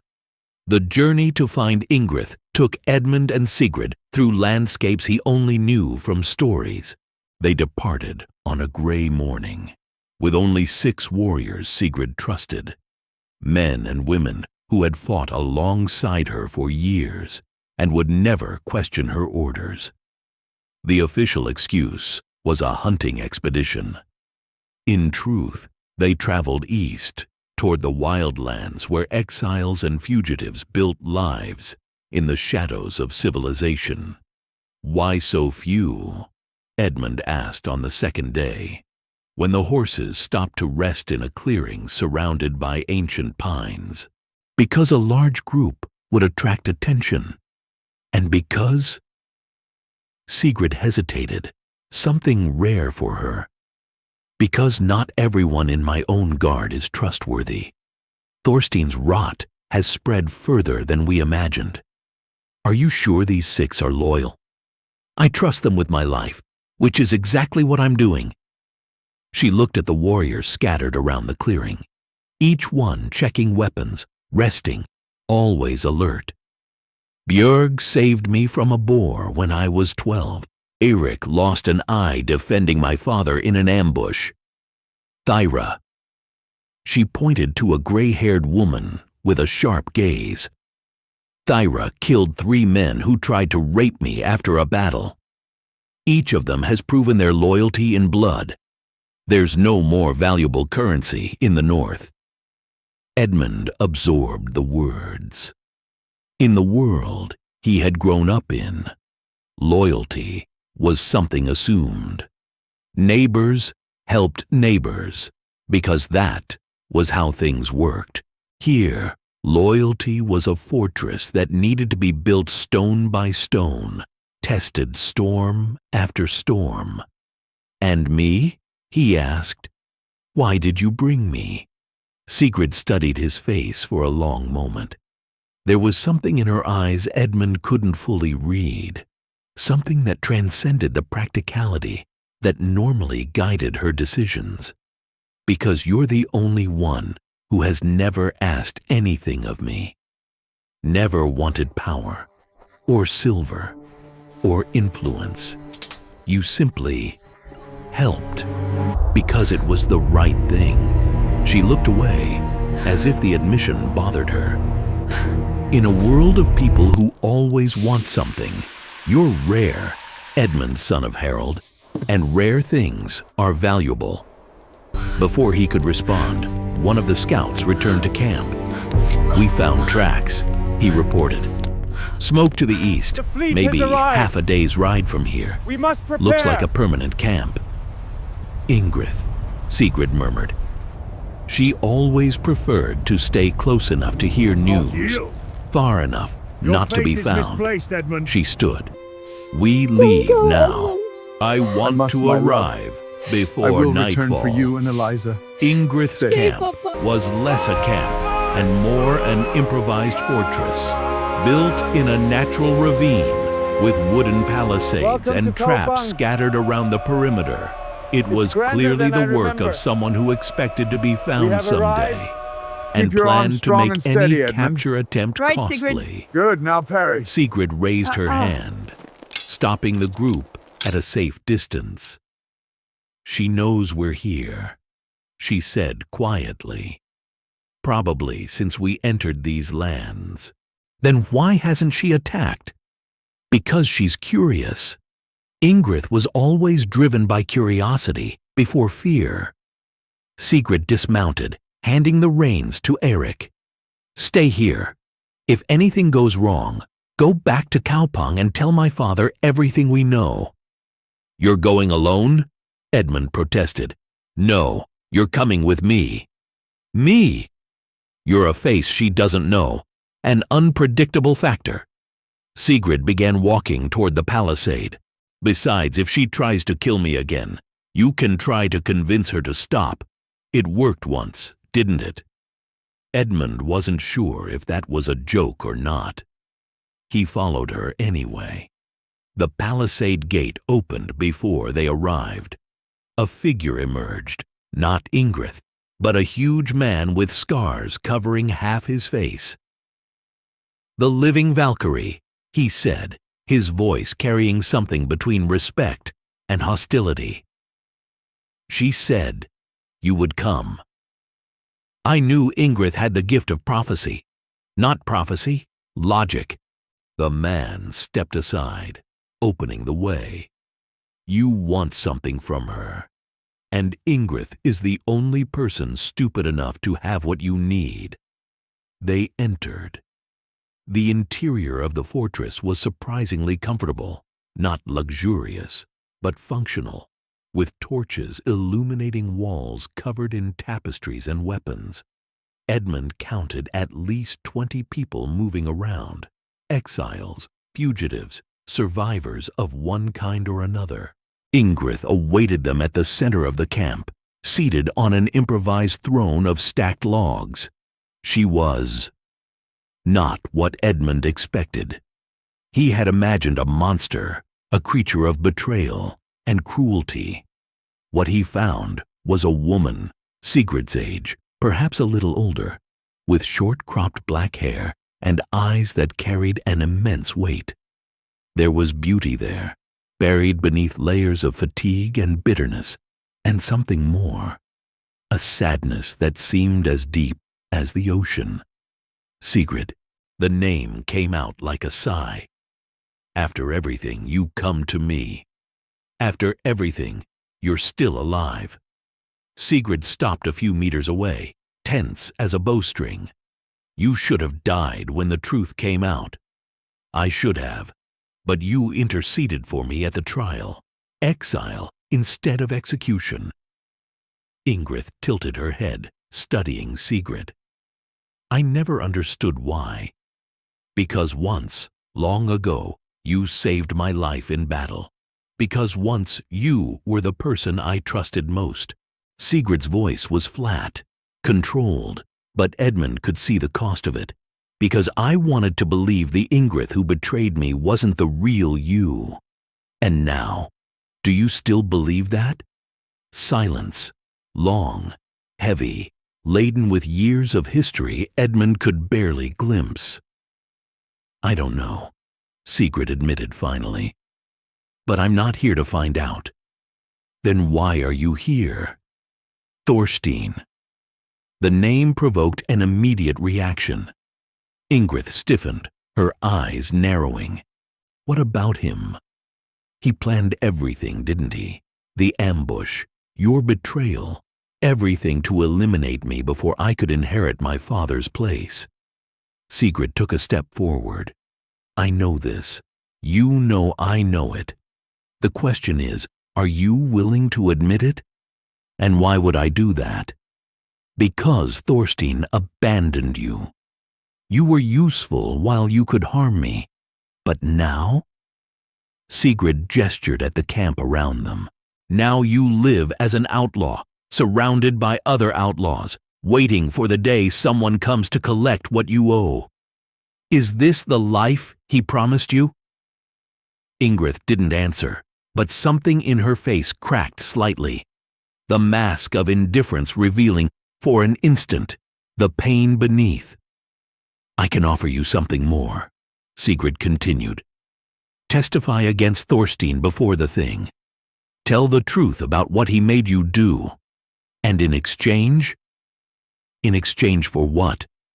"Forgiveness, not complete. You can never be what you were. But your exile will be lifted. You'll be able to live in peace wherever you choose, without fear of persecution." Ingrid let out a laugh, not of humor, but of something far more complex. "You've always been too noble for your own good, Sigrid." She stood, approaching. Up close, Edmund could see the scars she also carried, not just physical, but carved into every line of her face. Thorstein isn't someone you fight with words and judgments. He's a serpent that needs to be cut to pieces before it strikes. Then help me cut him. Your word, combined with the proof I already have, would be enough to destroy him. And if I say no, then you stay here, waiting for the day his men finally find you. Because they will find you, Ingrid, sooner or later. The silence stretched. Ingrid looked at Edmund, as if only now noticing his presence. Who is this? A friend. You don't have friends. You have allies and enemies, like the rest of us. He's different. Sigrid didn't elaborate, but there was something in her voice that made Ingrid raise an eyebrow. The English farmer. I've heard stories. Ingrid studied him with uncomfortable intensity. They say you saved Sigrid when she was dying, that you gave water to a stranger without asking for anything in return. It's true. Why? Edmund thought about the question, a question he had been asked so many times he should have had an answer ready. But he didn't. He never did. Because she needed it, he said finally, and I could help. Ingrid was silent for a long moment. Then, to everyone's surprise, she began to laugh. The gods have a sense of humor, she said. Of all the people who could have found Sigrid that night, it was a farmer with a heart too pure for this world. She turned to Sigrid. You want my help? You'll have it. Not for forgiveness, that doesn't interest me anymore, but because maybe if I help you, some of the crimes I've carried might be balanced. You'll testify? I'll testify. But I need something in return, not for me, but for the people who live here. Ingrid gestured at the exiles around them. They followed me when they had no one else. If I go, they need protection. Sigrid nodded. Done. They faced each other. Two women who had once been sisters, who had betrayed and destroyed each other, now reunited by a common cause. There was no warmth there, no reconciliation. But there was something perhaps more valuable, a pragmatic understanding that some enemies are worse than others. We leave tomorrow, Sigrid declared. Get ready. The journey back to Kaupang was tense in ways the outward journey hadn't been. Ingrid traveled in the center of the group, surrounded by suspicious looks from Sigrid's warriors. She didn't seem to care. She kept silent most of the time, eyes distant, lost in thoughts no one dared interrupt. Edmund rode beside Sigrid, watching the landscape that gradually became more familiar. Do you trust her? He asked quietly. I trust that she wants to destroy Thorstein more than she wants to destroy me. For now, that's enough. And after? After. Sigrid hesitated. After, we'll see. The future is a luxury we can't afford right now. They arrived at Kaupang 3 days before the deadline they had determined for Thorstein's attack. 3 days to present their evidence to the Thing, to gather allies, to dismantle a conspiracy that had taken months to build. 3 days to save everything Sigrid and her father had built. Odin's ravens continued circling, patient as always. The judgment was approaching. The Thing was convened at the sacred field outside Kaupang, a circle of ancient stones where generations of jarls had settled disputes, declared wars, and sealed fates.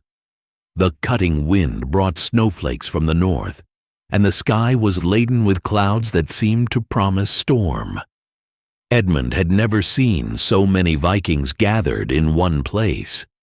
They came From all directions, jarls with their retinues, warriors, merchants, even slaves awaiting the decisions that would shape their lives. The air was charged with tension, whispered conversations, furtive glances. Everyone knew something big was about to happen. Few knew exactly what. Halfdan occupied the center of the circle, seated on a stone throne that had existed since before any living memory. At his side, Sigrid stood, her hand discreetly resting on her sword. Ingrid was farther back, surrounded by Sigrid's guards, her face an impenetrable mask. And on the other side of the circle, Jarl Thorstein waited.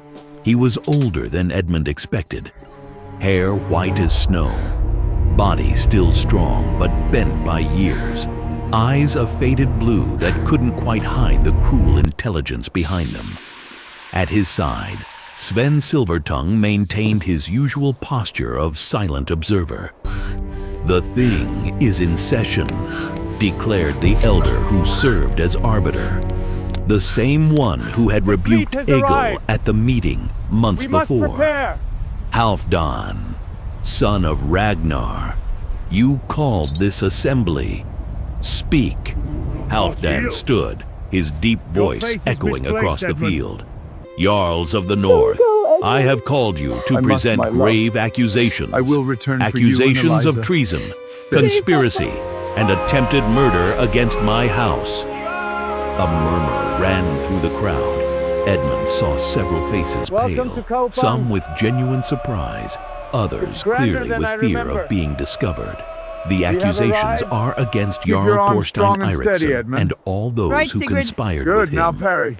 The silence that followed was absolute. Thorstein didn't move a muscle, but his eyes narrowed almost imperceptibly. "These are serious accusations," the elder said. "Do you have proof?" "I do." Halfdan gestured to Sigrid. "My daughter will present it." Sigrid stepped forward, and Edmund felt his heart race. This was the moment they had worked toward for months, the moment that would decide everything. "Jarls of the North," Sigrid began, her voice clear and firm. 6 months ago, I was ambushed by women I called sisters, left to die in a foreign forest, with an arrow in my leg and blood escaping my body. She paused, letting the words settle. "I survived only because a stranger, an English farmer with nothing to gain, found me and saved me." Eyes turned to Edmund. He kept his face neutral, as Sigrid had instructed. "At the time, I believed the betrayal was personal, a rivalry between women that had turned deadly. I was wrong." Sigrid pulled a bundle of scrolls from her cloak. "These documents, obtained through careful investigation, prove the ambush was ordered by Jarl Thorstein, that he financed and armed the traitors, that he planned to use my death as the first step to overthrow my father and take control of the North." "Lies." Thorstein's voice finally rose, laden with apparent indignation. "This girl has always hated me. She's fabricating accusations to stain my name." "Silence," the elder ordered. "You will have your chance to speak. Sigrid, continue." "The documents showed transfers of silver from Thorstein to Jarl Egil, who is among the conspirators.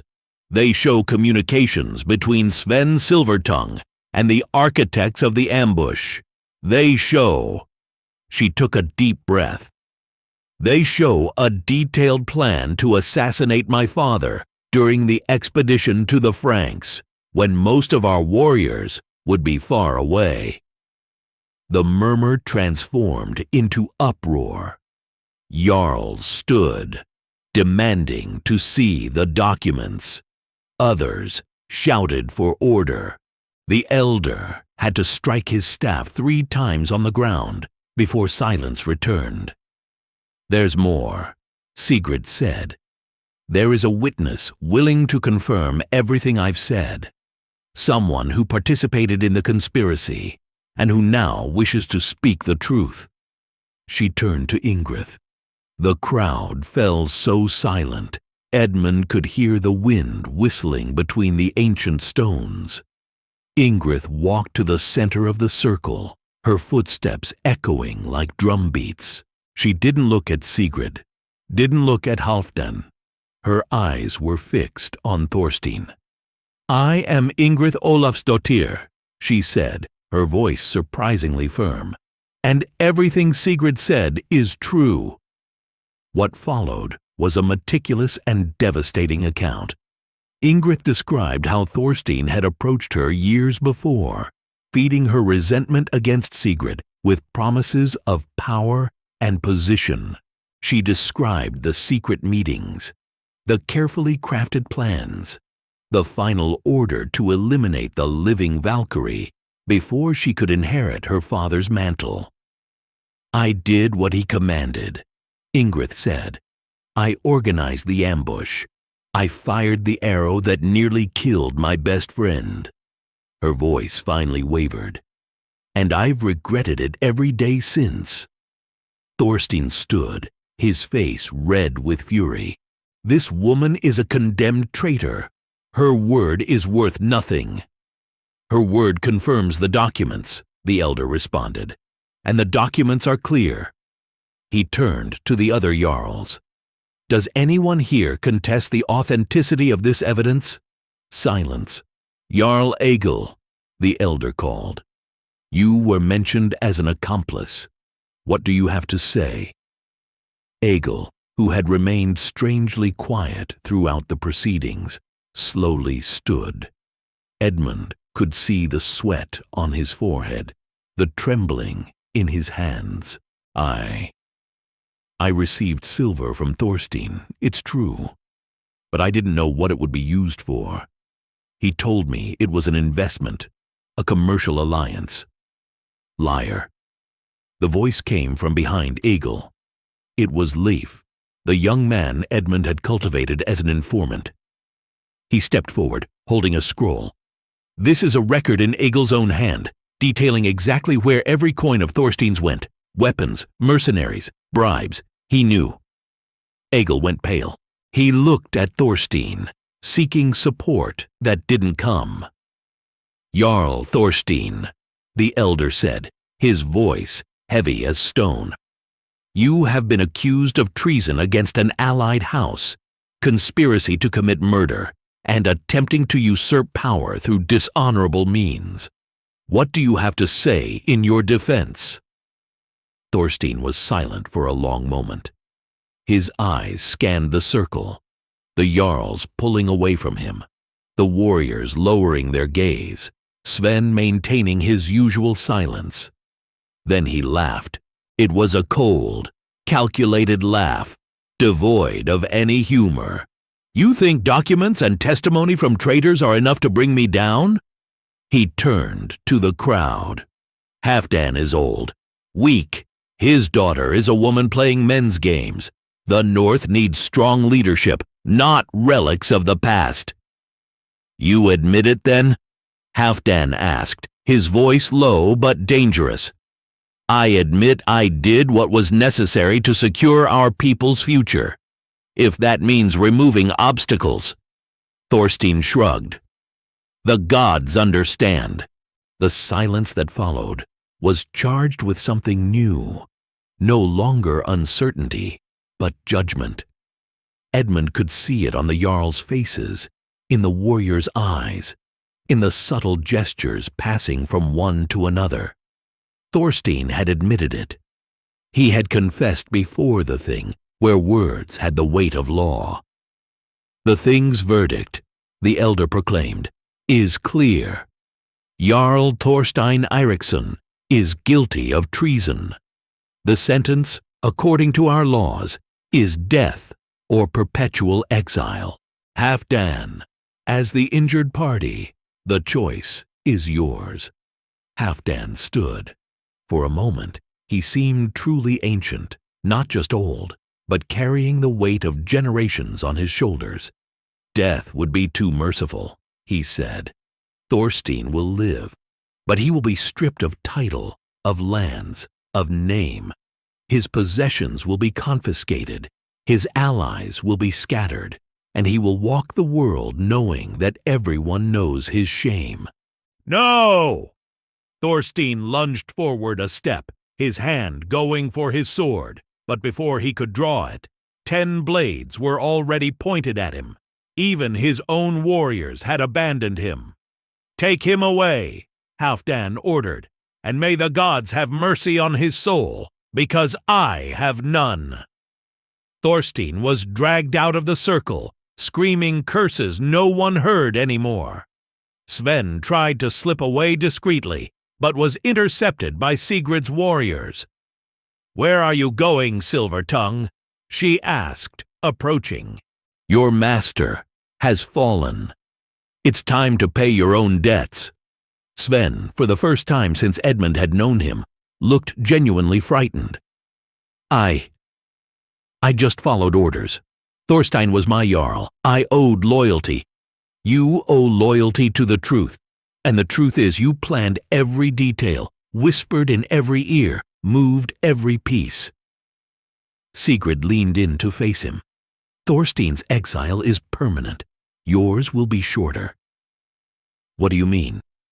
"I mean there's work to be done, information to be extracted.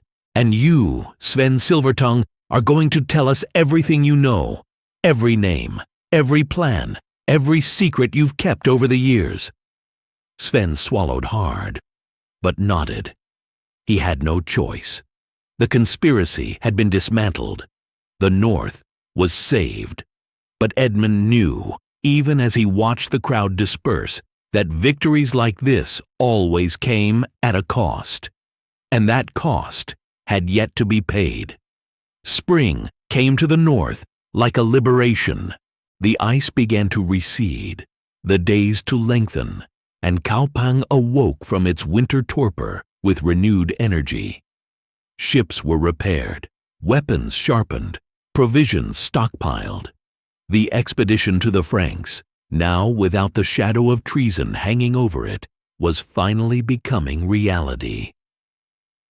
Edmund watched everything with a mixture of fascination and melancholy. In a few weeks, his year and a day with the Vikings would be complete. He could go home, to Martha, to Eliza, to the life he had left behind, but the prospect didn't bring the joy he expected. "You're quiet," Sigrid observed one morning, as they trained in the courtyard that had become so familiar. "Quieter than usual." "I'm thinking." "About?" Edmund deflected a blow, riposted, was blocked. "About what comes next. My time here is almost up." Sigrid lowered her sword, studying him with that penetrating gaze he had never quite been able to decipher. "And you want to go?" The question was simple. The answer was not. "My wife is waiting for me. My daughter. My life." "That's not what I asked." Edmund let the sword fall to his side. "I don't know," he admitted. "When I first arrived, I counted the days. Each dawn was one more step toward home. But now I don't know where home is anymore." Sigrid didn't respond immediately. Instead, she walked to a rock at the edge of the courtyard and sat, gesturing for him to do the same. "My mother was from outside," she said, looking at the horizon. "Not Viking. A noblewoman from a distant land my father captured in a raid when he was young. He intended to sell her as a slave, but—" A sad smile crossed her face. "But she had a sharp tongue and a spirit he'd never seen. Within weeks, she had bewitched him. Within months, they were married. I didn't know. Few do. It's not exactly a story the skalds sing." Sigrid finally looked at him. "She lived among us for 20 years, learned our language, our customs, our way of life. But until the day she died, a part of her still belonged to that distant land. She still dreamed of the home she had left behind. Did she regret it?" I never asked. Maybe because I was afraid of the answer. Sigrid stood. What I'm trying to say, Edmund, is that there's no shame in belonging to two places, no weakness in dividing your heart. Edmund absorbed the words. And if I choose to stay, then you stay. My father has already offered land, position. You would be welcome. And if I choose to go, then you go, with our gratitude and blessing. Sigrid hesitated, something vulnerable passing across her face. But know that we'll miss you. I'll miss you. It was the closest thing to an emotional declaration Edmund had ever heard from her. He wanted to say something, wanted to find words to express the storm happening inside him. But before he could, a cry came from the walls. Ships! Ships to the south! The ships were not Viking. Edmund stood beside Sigrid as they emerged from the horizon. White sails with red crosses, formations that didn't follow Norse patterns. There were dozens of them, maybe more. Saxons, Halfdan murmured, having climbed to the walls to see for himself. Or Franks, hard to tell at this distance. What are they doing here? Sigrid asked. They've never come this far north. Retaliation, perhaps. Our raids in recent years caused damage. Halfdan narrowed his eyes, trying to make out details. But this is an invasion fleet, not an isolated attack. Edmund felt a chill that had nothing to do with the weather. Those were his countrymen, Christians from the south coming to avenge years of Viking raids, and he was on the wrong side. Or was he? How many men do we have? Sigrid asked. Half the usual. The others are still preparing for the expedition. Halfdan turned to his commanders. Gather everyone you can. Women, elders, anyone who can hold a weapon. Father, we can't face them in the open field. There are too many. I know. Halfdan pointed to the hills around Kaupang. We use the terrain. Force them to come to us. Every meter of advantage is worth 10 men. The following hours were organized chaos. Edmund found himself swept along with everyone else, helping carry weapons, reinforce palisades, prepare the city for a siege no one expected. When night fell, the southern ships had anchored in the bay, and torches marked their camp on the beach like fallen stars. They'll attack at dawn, Sigrid said, watching the enemy's lights. That's what I would do. How many are there? At least 1,000, maybe more. She turned to Edmund, her face illuminated by the torches on the walls. You could go to them. Say you were a prisoner. They would let you through. I could, but I won't. Why? Because I'm not who I was when I arrived here anymore. Edmund touched the silver bracelet on his wrist, Halfdan's gift that he hadn't removed since that night in the Great Hall. Because the people I love are on both sides of this war, and because running has never been an option for me. Sigrid studied him for a long moment. Then, to his surprise, she stepped forward and embraced him. It was a brief embrace, almost impersonal, but laden with something words couldn't express. Whatever happens tomorrow, she said as she stepped back. It has been an honor to fight at your side, Edmund, son of Harold. The honor was mine. The attack came with the first ray of sunlight.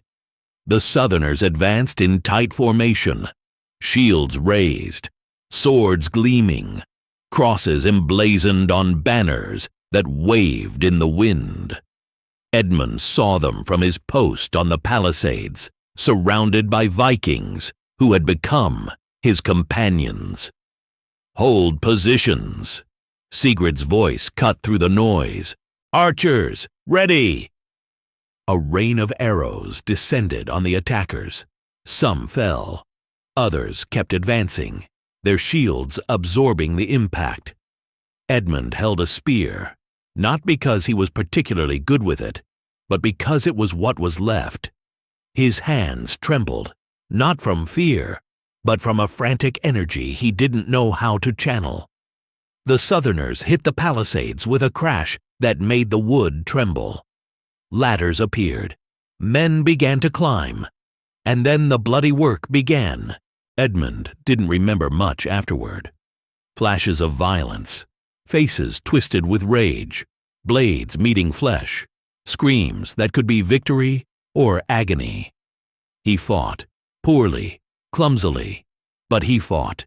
He pushed a ladder, knocked down a man who had made it through, felt blood, he didn't know whose, splash on his face.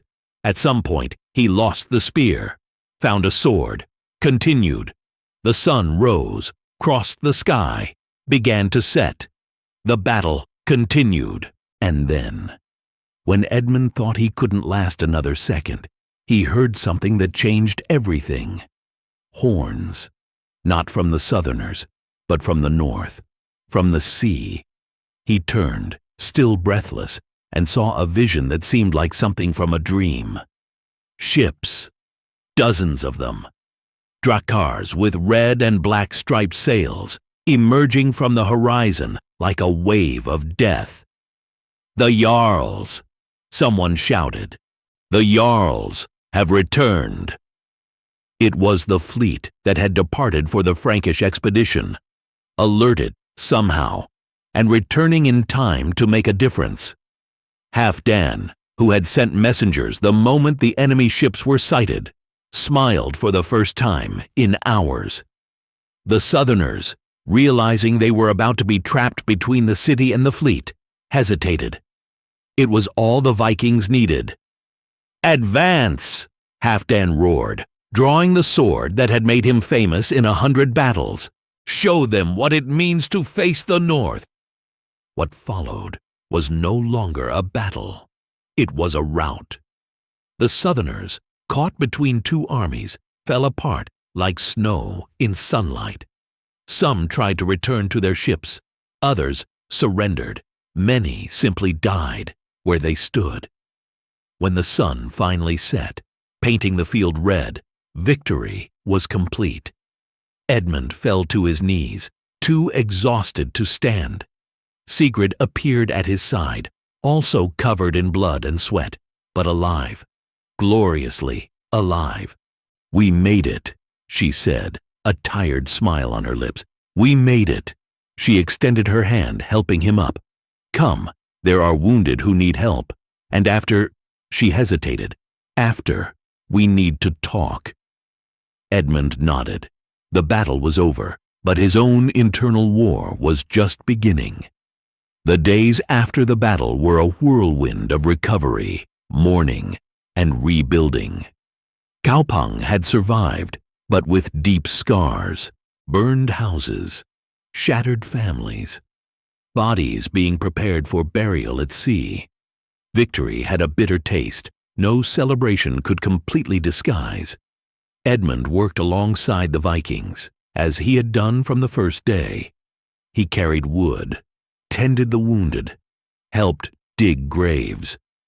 His hands, which once only knew the plow, now also knew the weight of death. But between the work, his mind wouldn't stop spinning. His time was up. The year and a day that Halfdan had demanded as payment for Thornwick's safety was complete. He was free to leave, to return to Martha, to Eliza, to the life he had left behind so long ago. So why did the idea fill him with an anguish he couldn't name? "You're thinking again." Sigrid appeared at his side as he watched the sea from atop the rebuilt walls. The sun was setting, painting the sky orange and pink, and somewhere in the distance, funeral pyres still burned.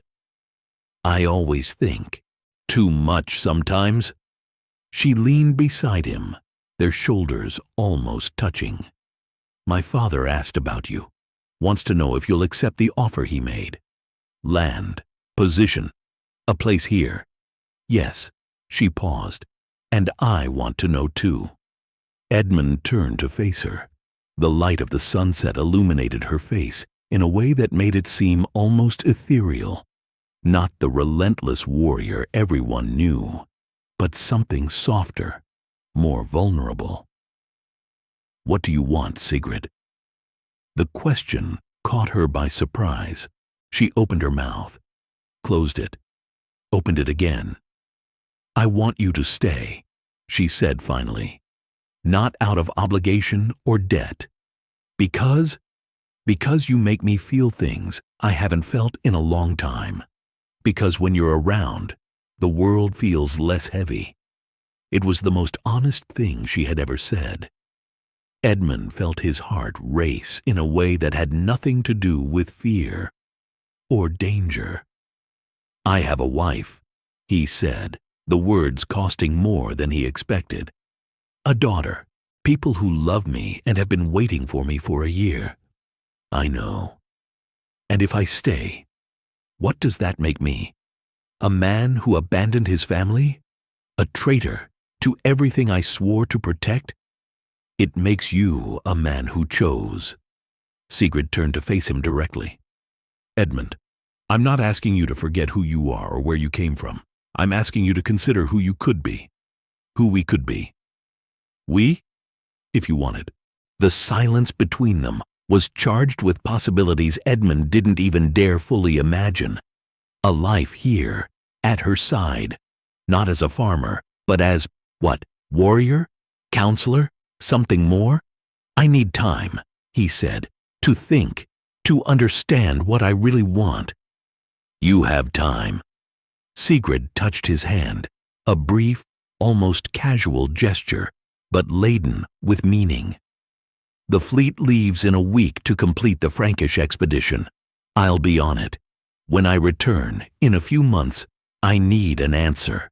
And if the answer is that I'm leaving, then you leave, and I'll accept it."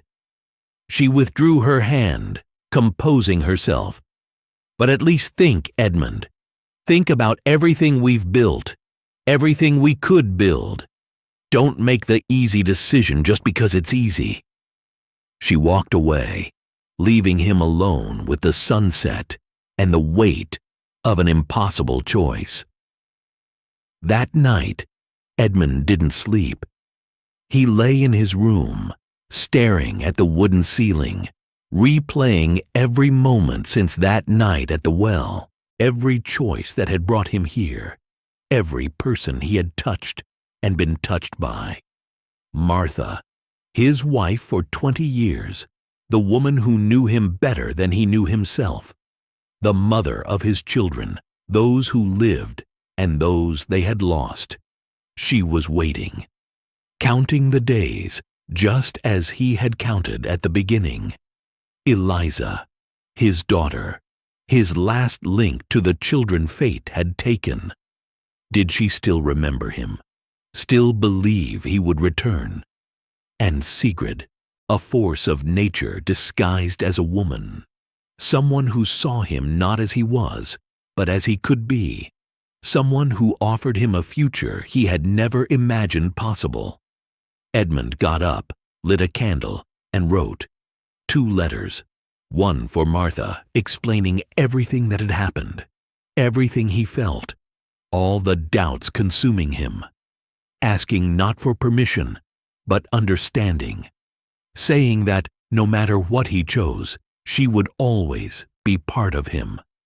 Another for Eliza, shorter, simpler, saying he loved her, that he thought of her every day, that whatever path he followed, she would always be his reason for trying to be a better man. When he finished, the candle had burned halfway down, and the sky was brightening with the first signs of dawn. He folded the letters, sealed them with wax, and made a decision. Not the final decision. That still needed time. but an intermediate decision, a step towards something he needed to do before anything else. He needed to go back, not to stay. He still didn't know that, but to see, to hold Martha in his arms, to look into Elisa's eyes, to remind himself what was at stake before choosing. When the sun rose, Edmund was at Halfdan's door. The jarl received him in his private chambers, where maps and correspondence covered every available surface. Halfdan seemed older after the battle, more tired, but his eyes still held the same sharpness as always. "Edmund, come in." "Jarl Halfdan, I need to make a request." "Speak." Edmund took a deep breath. "My time here is complete.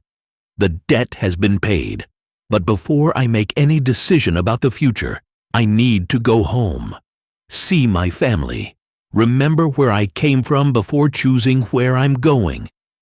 Halfdan studied him for a long moment.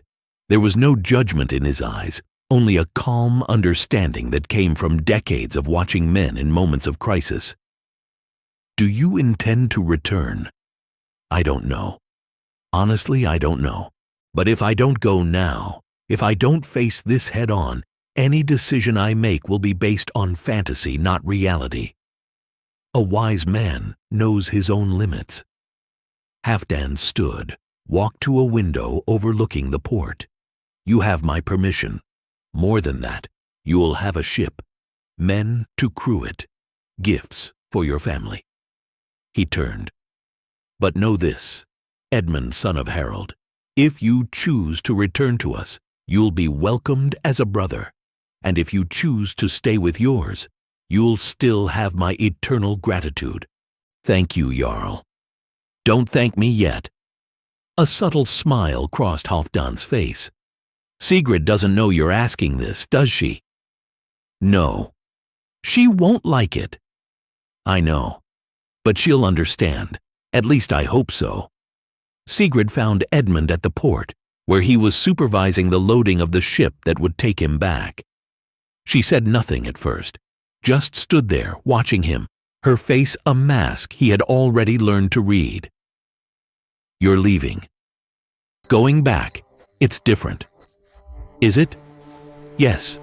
He stopped what he was doing, turning to face her.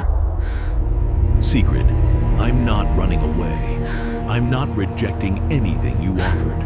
But I can't make this decision without first facing what I left behind. And if you get there and realize that's where you belong, then at least I'll know. And you know too. And neither of us will spend the rest fleet of has our arrived. lives wondering. We must what prepare. if. Sigrid was silent for a long moment. The wind tossed her hair, and there was something in her eyes, not anger, faith is not misplaced, sadness, but a reluctant acceptance that was almost more painful my to love. see. I will return You're an for you and impossible Eliza. man, Edmund, son of Harold. I've been told that before, and you'll probably be told again. She stepped forward, Welcome to took his Kalpang. hand. Go, It's do grander what you than I need remember. to do.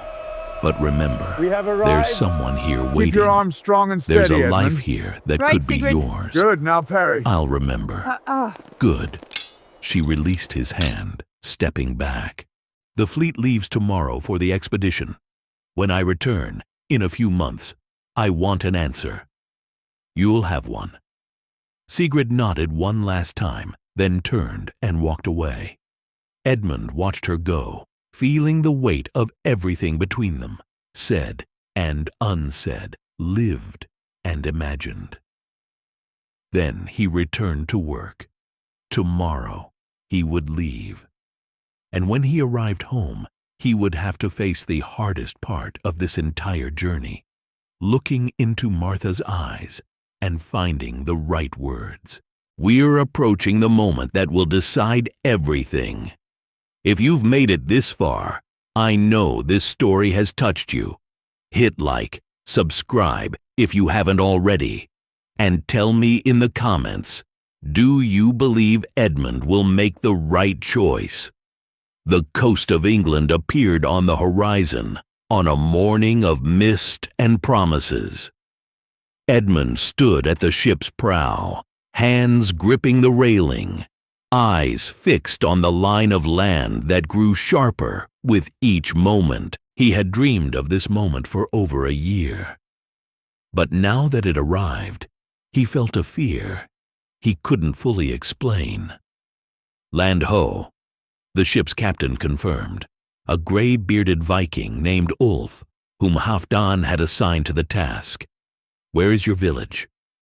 "Thornwick, a few miles up the coast. We'll be there before midday." Edmund nodded, unable to find words.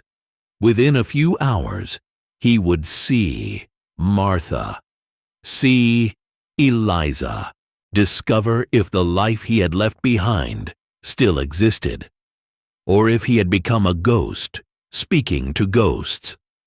The ship glided along the familiar coast, passing villages Edmund recognized from old memories. Fishermen stopped to look, some fleeing in fear, others simply watching with the cautious curiosity of those who had seen too much to be easily surprised. And then, finally, Thornwick appeared. The village looked the same thatched roofs, the same wooden fences, the same small church in the center, as if time hadn't passed, as if everything had been frozen, waiting for his return. But Edmund knew it was an illusion. Time always passes, people always change, and a year was time enough to transform entire worlds. "Anchor here," he told Ulf. "I'll go the rest of the way alone." "Are you sure? There are only 4 of us, but we could—" "Alone. It's something I need to do." Ulf nodded, without questioning. Vikings understood about journeys that needed to be made alone. Edmund descended from the ship, feet touching English soil for the first time in over a year.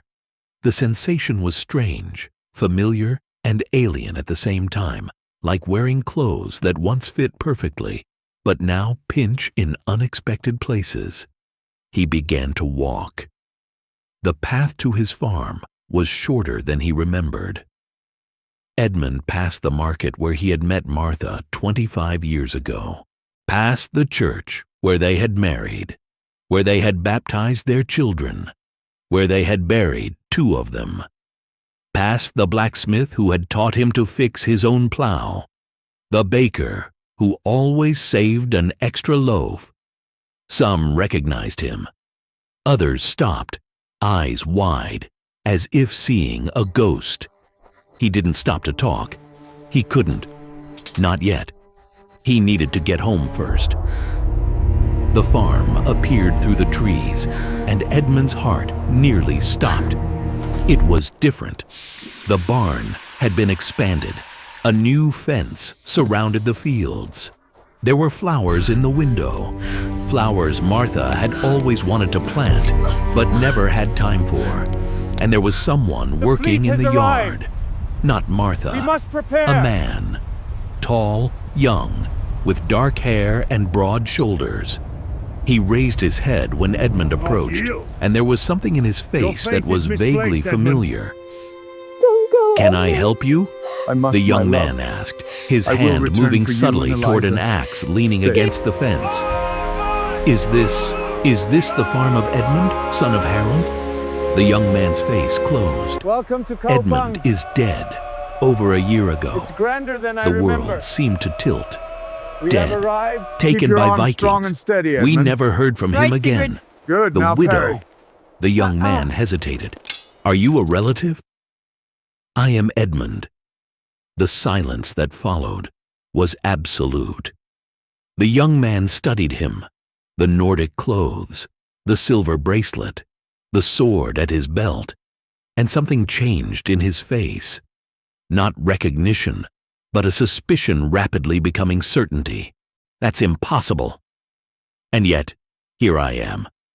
Edmund took a step forward. "Who are you?" "Thomas. Thomas of Westmore. He swallowed hard. I married your daughter." The information hit Edmund like a punch. Eliza, married, to a man he had never met, who now lived in his house, worked his land. "Where is Martha? Where is Eliza?" "Inside. But sir, if you really are who you say you are, you need to understand that—" "Understand what?" The door of the house opened, and Martha appeared. She was older. Of course she was. A year was time enough to age anyone.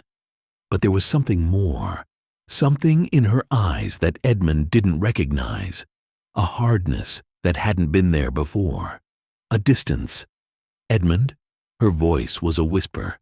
"Martha." She didn't run to embrace him, didn't cry with joy. Instead, she stood in the doorway, hands clutching her apron, face a mask of emotions Edmund couldn't read. "You're alive." "Yes." For over a year, no word, no sign. "We thought—" She swallowed, controlling herself. "The priest held a funeral service. We mourned. We moved on. I know, and I'm sorry. More than I can say." Edmund took a step toward her, but stopped when he saw her step back. "Martha, I sent letters. I tried. Letters that never arrived. Promises that were never kept." Her voice was gaining a sharp edge. "You told me you'd be back in a year. More than that has passed. And while we waited, while we prayed, life went on. Eliza needed a future. The farm needed hands. I needed—" She didn't finish the sentence. She didn't need to. "Thomas is a good man," she said finally. "From a respectable family. Works hard. Takes care of Eliza the way she deserves. I can see that. Can you?" Martha finally met his eyes directly, and there was fire in them. Fire and pain and something that could be either love or hate. "Can you really, Edmund? Because the man I knew was a farmer. Kind, hard-working, content with his simple life. And the man standing before me—" She gestured at his clothes, his weapon. "That man I don't know." Edmund didn't know what to say. She was right. He had changed. More than he imagined, more than he intended. And perhaps that was the most painful truth of all. Sometimes the people we love become strangers, not because they want to, but because life forces them to. "Can I see Eliza?" Martha hesitated, then nodded. "She's in the back, with the baby." "Baby?" "Your grandson, Edmund, born 2 months ago." A ghost of a smile crossed Martha's face, the first since she had seen him. "She named him Harold, after your father." Eliza was sitting under the apple tree, the same one where Edmund had buried his father so many years ago. A baby slept in her arms, small and perfect, oblivious to the drama unfolding around him. She looked up when Edmund approached, and for a terrible moment he thought she wouldn't recognize him either. But then something broke in her face, the mask of adulthood crumbling to reveal the girl he had left a year ago. "Father." The word was like a key opening a long-locked door. Eliza stood, carefully, protecting the baby, and walked to him. And then, without another word, she rested her head against his chest and wept. Edmund held her, careful not to crush the grandson sleeping between them, and for the first time since he had set foot on English soil, he felt something beyond fear and uncertainty. He felt peace. "I thought you had died," Eliza whispered between sobs. "I thought I'd never see you again. I came back. No matter the rest, I came back." They stayed that way for a long time. Father and daughter reunited under the tree that held the bones of generations, and the baby slept, unaware of the weight of history surrounding him. The conversation that followed was the hardest of Edmund's life. seated in the great room of his own house, which now seemed to belong to someone else. He told everything. The meeting with Sigrid, the journey to the north, the intrigues, the battles, the transformations. He hid nothing, not even the parts he knew would hurt. Martha listened in silence. Thomas listened in silence. Eliza listened in silence, the baby finally awake and nursing at her breast. When he finished, the sun was already setting, and the room was plunged in a twilight shadows. "You love her," Martha said. It wasn't a question. "I don't know. I feel something for her, yes.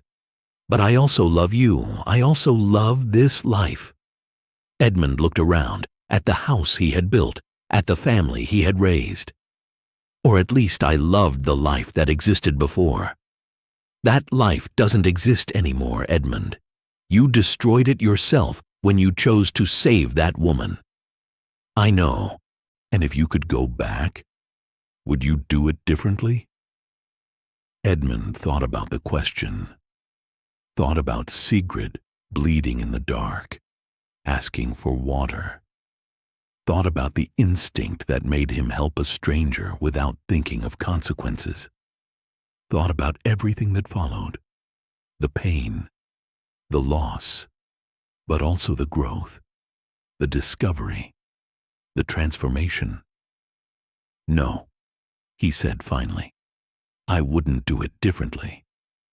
Martha nodded, as if the answer confirmed something she already knew. "Then you already have your answer, don't you?" She stood. "You don't belong here anymore, Edmund. You belonged once, yes. But the man you've become, he needs something I can't give, something this life can't give." "Martha, no." She raised her hand, stopping him from continuing. "I loved you for 20 years. I still love you in a way, but I can't compete with an entire world. I can't compete with who you've become." She walked to him, touched his face one last time. "Go, Edmund. Go where your heart leads you, and be happy. It's all I wish for you. And you. I have Thomas. I have Eliza. I have my grandson." A sad smile crossed her face. "I have a life. It's not the life I dreamed of, but it's a good life, and I'll live it." Edmund departed the next morning. Eliza accompanied him to the port, baby Harold in her arms. Thomas stayed behind, giving them privacy, a gesture Edmund appreciated more than he knew how to express. "Will you come back?" Eliza asked, eyes wet but voice firm. "I'll try, when I can, if I can." Edmund touched the face of the sleeping grandson, memorizing every detail. "But if I don't come back, know that I love you, that I've always loved you, that everything I did in a way was so you could have a safe life." "I know, Father." Eliza embraced him one last time. "Go, live the life you've chosen, and tell stories about me, all right? To anyone who asks. Always." Edmund boarded the ship. Ulf gave the order to sail, and as the coast of England receded, he stood at the stern, watching until Eliza and Thornwick became just points on the horizon. And then they disappeared completely. The journey back to the north was silent. Edmund spent the days looking at the sea, processing everything that had happened. The pain was there. It always would be. But there was also a strange clarity that came from finally having faced the truth. He had chosen, not the easy choice, not the choice that made sense, but the choice his heart demanded. And now he had to live with it. Kaupang appeared on the horizon on an afternoon of clear sky, and Edmund felt his heart race. Somewhere there, Sigrid was waiting. The fleet probably hadn't returned from the expedition yet, but eventually it would. And when it returned, Edmund would be there, waiting, ready to begin again. Summer came to the north with an explosion of life that Edmund still found surprising. The days lengthened until there was almost no night, the sun crawling along the horizon instead of disappearing completely.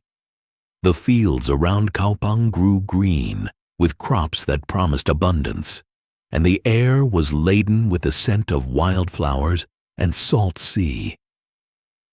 Edmund had found a rhythm in the months since his return. He worked on the farm Halfdan had given him, not large, but enough. His hands, which had learned to wield both swords and plows, now alternated between the two tasks with an ease that still surprised him. But always, always, his eyes turned to the horizon. The fleet had not yet returned. "You'll put down roots staring at the sea so much," Thyra observed one afternoon, appearing at his side as he rested from the labor. Halfdan's old housekeeper had developed a kind of reluctant affection for Edmund, the kind that manifested in constant scolding and extra portions of food. They should have been back by now. Expeditions take as long as they take. The Franks are rich, but they are also many. Halfdan is too cautious to rush. Thyra studied him with that piercing gaze that made Edmund feel like a boy being evaluated by his grandmother. "You've made your decision then?"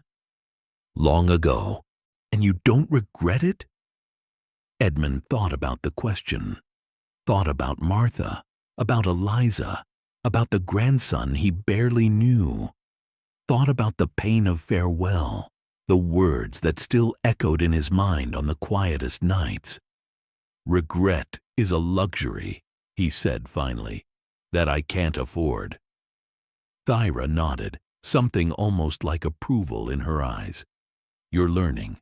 Perhaps there's hope for you yet, farmer." The fleet returned on a foggy morning. Edmund was in the fields when he heard the horns. That deep, prolonged sound that meant only one thing. He dropped the hoe where it was and ran to the walls, his heart pounding in a way that had nothing to do with physical effort. The Drakkars emerged from the mist like ghosts materializing, one after another, their sails worn from the journey, but still proudly displaying Halfdan's colors. Edmund counted 10, 20, 30. The fleet had left with 40 ships. If they were all returning, it meant victory. I must, my love. The entire city seemed to have awakened at once. People ran to the port, shouting names of loved ones, waving to the approaching ships. Edmund let himself be carried by the crowd, eyes seeking a specific ship, a specific figure. We have arrived. And then Keep your arms he strong and saw steady, her. Edmund. Right, Sigrid. Sigrid Good, now stood parry. at the prow of the flagship, beside Halfdan. Even at a distance, even through the fog, he would recognize her anywhere. The upright posture, the light hair braided for battle, the way she seemed to belong to the sea as much as the land. She saw him too. Their eyes met across the crowd, and something passed between them. An invisible current that transcended words. She didn't wave, didn't shout.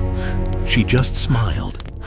A small, almost imperceptible smile, must prepare. but one that said everything that needed to be said. "You came back. I came back." The disembarkation was a glorious chaos. Your faith is misplaced, Warriors Edmund. descended from the ships, carrying treasures that made eyes burn. must, my love. Gold, silver, I will return to jewels, you and Eliza. fabrics, Stay. finely crafted weapons. The Franks had been generous, if not willingly. The expedition had been a success beyond expectations. Welcome to But Kaupang. Edmund didn't care about treasure. It's He grander waited, than I remember. patient as he had learned to We have be, arrived. while the crowd Keep your arms dispersed strong and and steady, official Edmund. procedures were Right, Sigrid. completed. Good, now parry. Halfdan needed to be received properly. Reports needed to be made. Wounded needed to be treated. Only when the sun was high and the initial euphoria had calmed could Sigrid finally free herself from her obligations. She found him at the place where they had last talked. The rebuilt walls overlooking the sea that had taken her away and brought her back. Edmund. Sigrid. They stood in silence for a moment, studying each other. She had new scars, one on her arm, another on her chin. The expedition clearly hadn't been without cost, but her eyes were alive in a way he hadn't seen in a long time. "You stayed," she said. "I stayed. You went first." "I did." Edmund took a deep breath. "I needed to see, needed to know, needed to—" "I know." She moved closer, stopping an arm's length away. "And what did you discover?" "That the life I left behind doesn't exist anymore. That the people I loved moved on. That the man I was died that night at the well, and the man who was born in his place." He made a gesture that encompassed everything around them. "The man who was born belongs here." Sigrid said nothing. She just extended her hand, touching his face with a gentleness that contrasted with everything she was. "I also discovered things," she said, "in the months I was away. In the nights I spent awake wondering if you would have stayed or left. What did you discover?" "That I'm stronger than I thought. That I can live without you if I need to." She smiled, a smile that was almost sad. "But I also discovered that I don't want to. That life is more colorful when you're in it. More complete." "That sounds like a declaration of love." "Maybe it is. Vikings aren't known for subtlety." Edmund laughed, a genuine laugh, the first in a long time, and then, without thinking more, without analyzing consequences, he did what he had wanted to do since the moment he saw her on the ship. He kissed her. It was an awkward kiss, hesitant at first, two wounded hearts trying to find a common rhythm. But then something clicked, something that had been waiting to click for months, and the kiss became something else. A promise, a beginning. When they separated, both were slightly breathless. "That was," Sigrid began, "unexpected. I was going to say overdue." She laughed, a sound Edmund realized he loved. But unexpected works too. The following months were the happiest of Edmund's life. They weren't easy. Nothing in the north was easy. There were storms that threatened to destroy everything he had built. There were conflicts with rival jarls that needed to be resolved. There were moments of doubt, of longing, of questions about paths not taken. But there was also peace, the peace of knowing exactly where he belonged. The peace of waking beside someone who knew him, not the man he had been, but the man he had become. The peace of having finally found a home. The wedding took place on the winter solstice, exactly 1 year after Edmund had first set foot in Kaupang, as a prisoner not prisoner.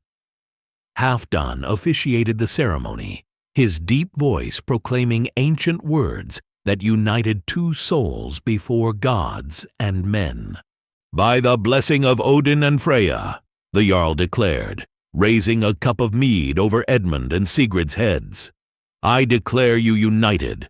May your love be strong as steel, deep as the sea, and eternal as the stars." "Eternal as the stars," the crowd repeated, and in that moment, surrounded by people who had become family, with Sigrid's hand firm in his, Edmund finally understood something that had taken a lifetime to learn. Home was not a place. It was a choice made every day, in every small gesture, in every word said and unsaid. It was the decision to belong, not because it was easy, but because it was right, and he had chosen. 2 years later, when his first child was born, a boy with blue eyes and lungs that could wake the gods themselves. We must prepare! Edmund held him in his arms and felt the cycle complete. What shall we name him? Sigrid asked, exhausted, but radiant in the bed Edmund. where she had just given birth. Don't go, Edmund looked at the baby, I must, my love. thought about his father. I will return for you and Eliza. Harold, who had taught him that a man is measured by the choices he makes. Thought about Halfdan, who had shown him that strength and kindness were not opposites. Thought about grander Martha, than I who remember. had freed him to follow his heart, We have arrived. even when it hurt Keep her. your arms strong and steady, Harold, Edmund. he Right, said, Sigrid. Good, in now parry. honor of those who came before, and Halfdan, in honor of the one who showed me who I could be. Harold Halfdan, Sigrid repeated, testing the name. A warrior's name. A man's name. What he chooses to do with it is his decision. Sigrid smiled, extending her arms to take the baby. You've become wise, farmer. I had a good teacher. Time passed, as time always passes. Edmund watched his son grow, not just Harold, but also those who came after. A daughter named Eliza, in honor of the daughter he had left in the south, and another son, Thomas, in honor of the man who had cared for his family when he could not. He watched Halfdan age, and, eventually, depart for Valhalla on a stormy night that seemed fitting for a man of his stature. The funeral was the largest Kaupang had ever seen, a burning drakkar sailing toward the horizon, carrying the body of a jarl who had changed the fate of the North.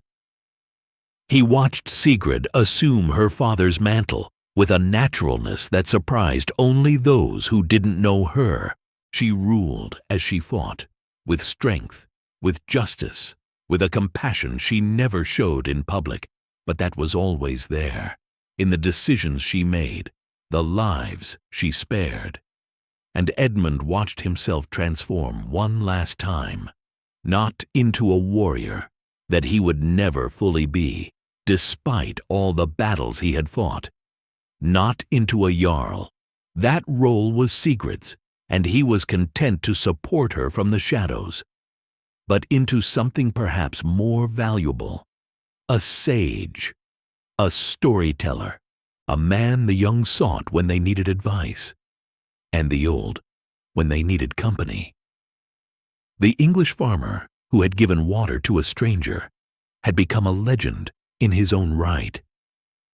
On the last spring of his life, when bones ached with the cold and eyes no longer saw as clearly as before, Edmund asked to be taken to the walls. Sigrid accompanied him, as she always did.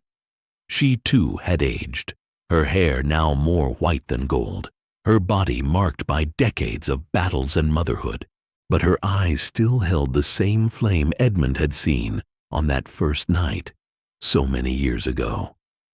"You're thinking again," she said, helping him sit on a rock overlooking the sea. "I always think. Too much sometimes." She sat beside him, their shoulders touching as they had done countless times over the years. "What are you thinking about?" "The beginning. That night at the well." "Ah." Sigrid smiled, a smile full of memories. "The night a stupid farmer decided to save a dying Viking instead of running like any sensible person would. The night an arrogant Viking asked for water as if the universe owed it to her. It did. It always did." She laughed, that laugh Edmund had never tired of hearing. "Do you have any regrets? About anything?" Edmund thought about the question, thought about Martha, who had died in peace a few years before, surrounded by grandchildren who loved her. Thought about Eliza, who continued sending letters through merchants. Her family in the south had grown, prospered, found happiness. Thought about all the lives he had touched, all the choices he had made, all the paths followed and not followed. None, he said finally, not a single thing. Liar. Maybe. But it's the lie I choose to tell. He turned to face her, that face he knew better than his own. I loved you from the moment I saw you, you know. I didn't know what it was, didn't have words for it, but it was there, waiting to be recognized. I know. Sigrid touched his face, her fingers tracing the wrinkles time had carved. Me too, though it took me much longer to admit. Vikings and their difficulty with subtlety. Exactly. They sat in silence, watching the sun set over the sea that had witnessed their entire journey. It was a glorious sunset, gold and red and orange, as if the gods themselves were painting a farewell. The ravens are back, Sigrid observed, pointing to two black dots circling in the sky. Edmund watched them. Hugin and Munin, legend said, thought and memory, Odin's messengers who watched the world of men. He had seen them so many times over the years that he already considered them old friends. They're waiting, he said. For what? To take me, perhaps. To see what happens next. Edmund smiled, a smile without fear. The gods watch, and they remember. You're not going anywhere, Sigrid said, her voice firm despite the tremor Edmund could hear beneath. Not yet. Not today, but soon. He took her hand, interlacing their fingers as they had done thousands of times. And when I do, I don't want tears. I don't want mourning. I want a feast. I want stories. I want them to tell the children about the English farmer who loved a Valkyrie. Is that how you want to be remembered? That's how I want you to remember me. He squeezed her hand. Promise. Sigrid was silent for a long moment. When she spoke, her voice was laden with something that transcended words. I promise. Edmund died 3 weeks later, in peace, surrounded by everyone he loved. The funeral was as he had asked, not tears, but celebration, not silence, but songs. Kaupang's great hall was packed with people who had known the English farmer, each with their own story to tell. Harold spoke of a father who had taught him that true strength lies in knowing when to fight and when to spare. Eliza of the North spoke of a man who laughed at her bad jokes and always had time to listen. Thomas the Young spoke of a grandfather who told the best stories. And Sigrid, the living Valkyrie, the jarl of the North, spoke of a love that had begun with a sip of water and lasted a lifetime. He wasn't a warrior, she said, her voice echoing through the silent hall. Not in the sense we understand. He never sought fame, never chased glory, never dreamed of Valhalla. But he was the bravest man I ever knew. Because his courage wasn't in his sword, it was in his heart. It was in the choice to do right when easy was right there, calling. It was in the decision to love even knowing love can hurt. Edmund taught me something that took me years to understand. The gods don't measure men by the enemies they defeat, but by the people they save, not by the battles they win, but by the lives they touch. He touched mine, and I will be forever grateful. The pyre was lit at sunset, on a drakkar specially built for the occasion. Edmund sailed toward the flaming horizon, like the jarls of old, like the heroes of sagas. And the ravens, faithful to the end, circled one last time before disappearing into the clouds. Many years later, when she was an elder surrounded by great-grandchildren, Sigrid still told the story of a farmer who gave water to a dying stranger. The story of a choice that changed two destinies. The story of a love that proved stronger than any sword, more lasting than any empire, truer than any legend. And when they asked her what the moral was, she always smiled that smile that was hers alone and answered, "Fate is written in the stars, but courage writes the story, and love writes the rest." The end. And so ends the saga of Edmund. But stories of the North never truly end. They echo through time. If you enjoyed this journey, hit like, subscribe to the channel, and click the video appearing on your screen for another unforgettable saga. See you in the next story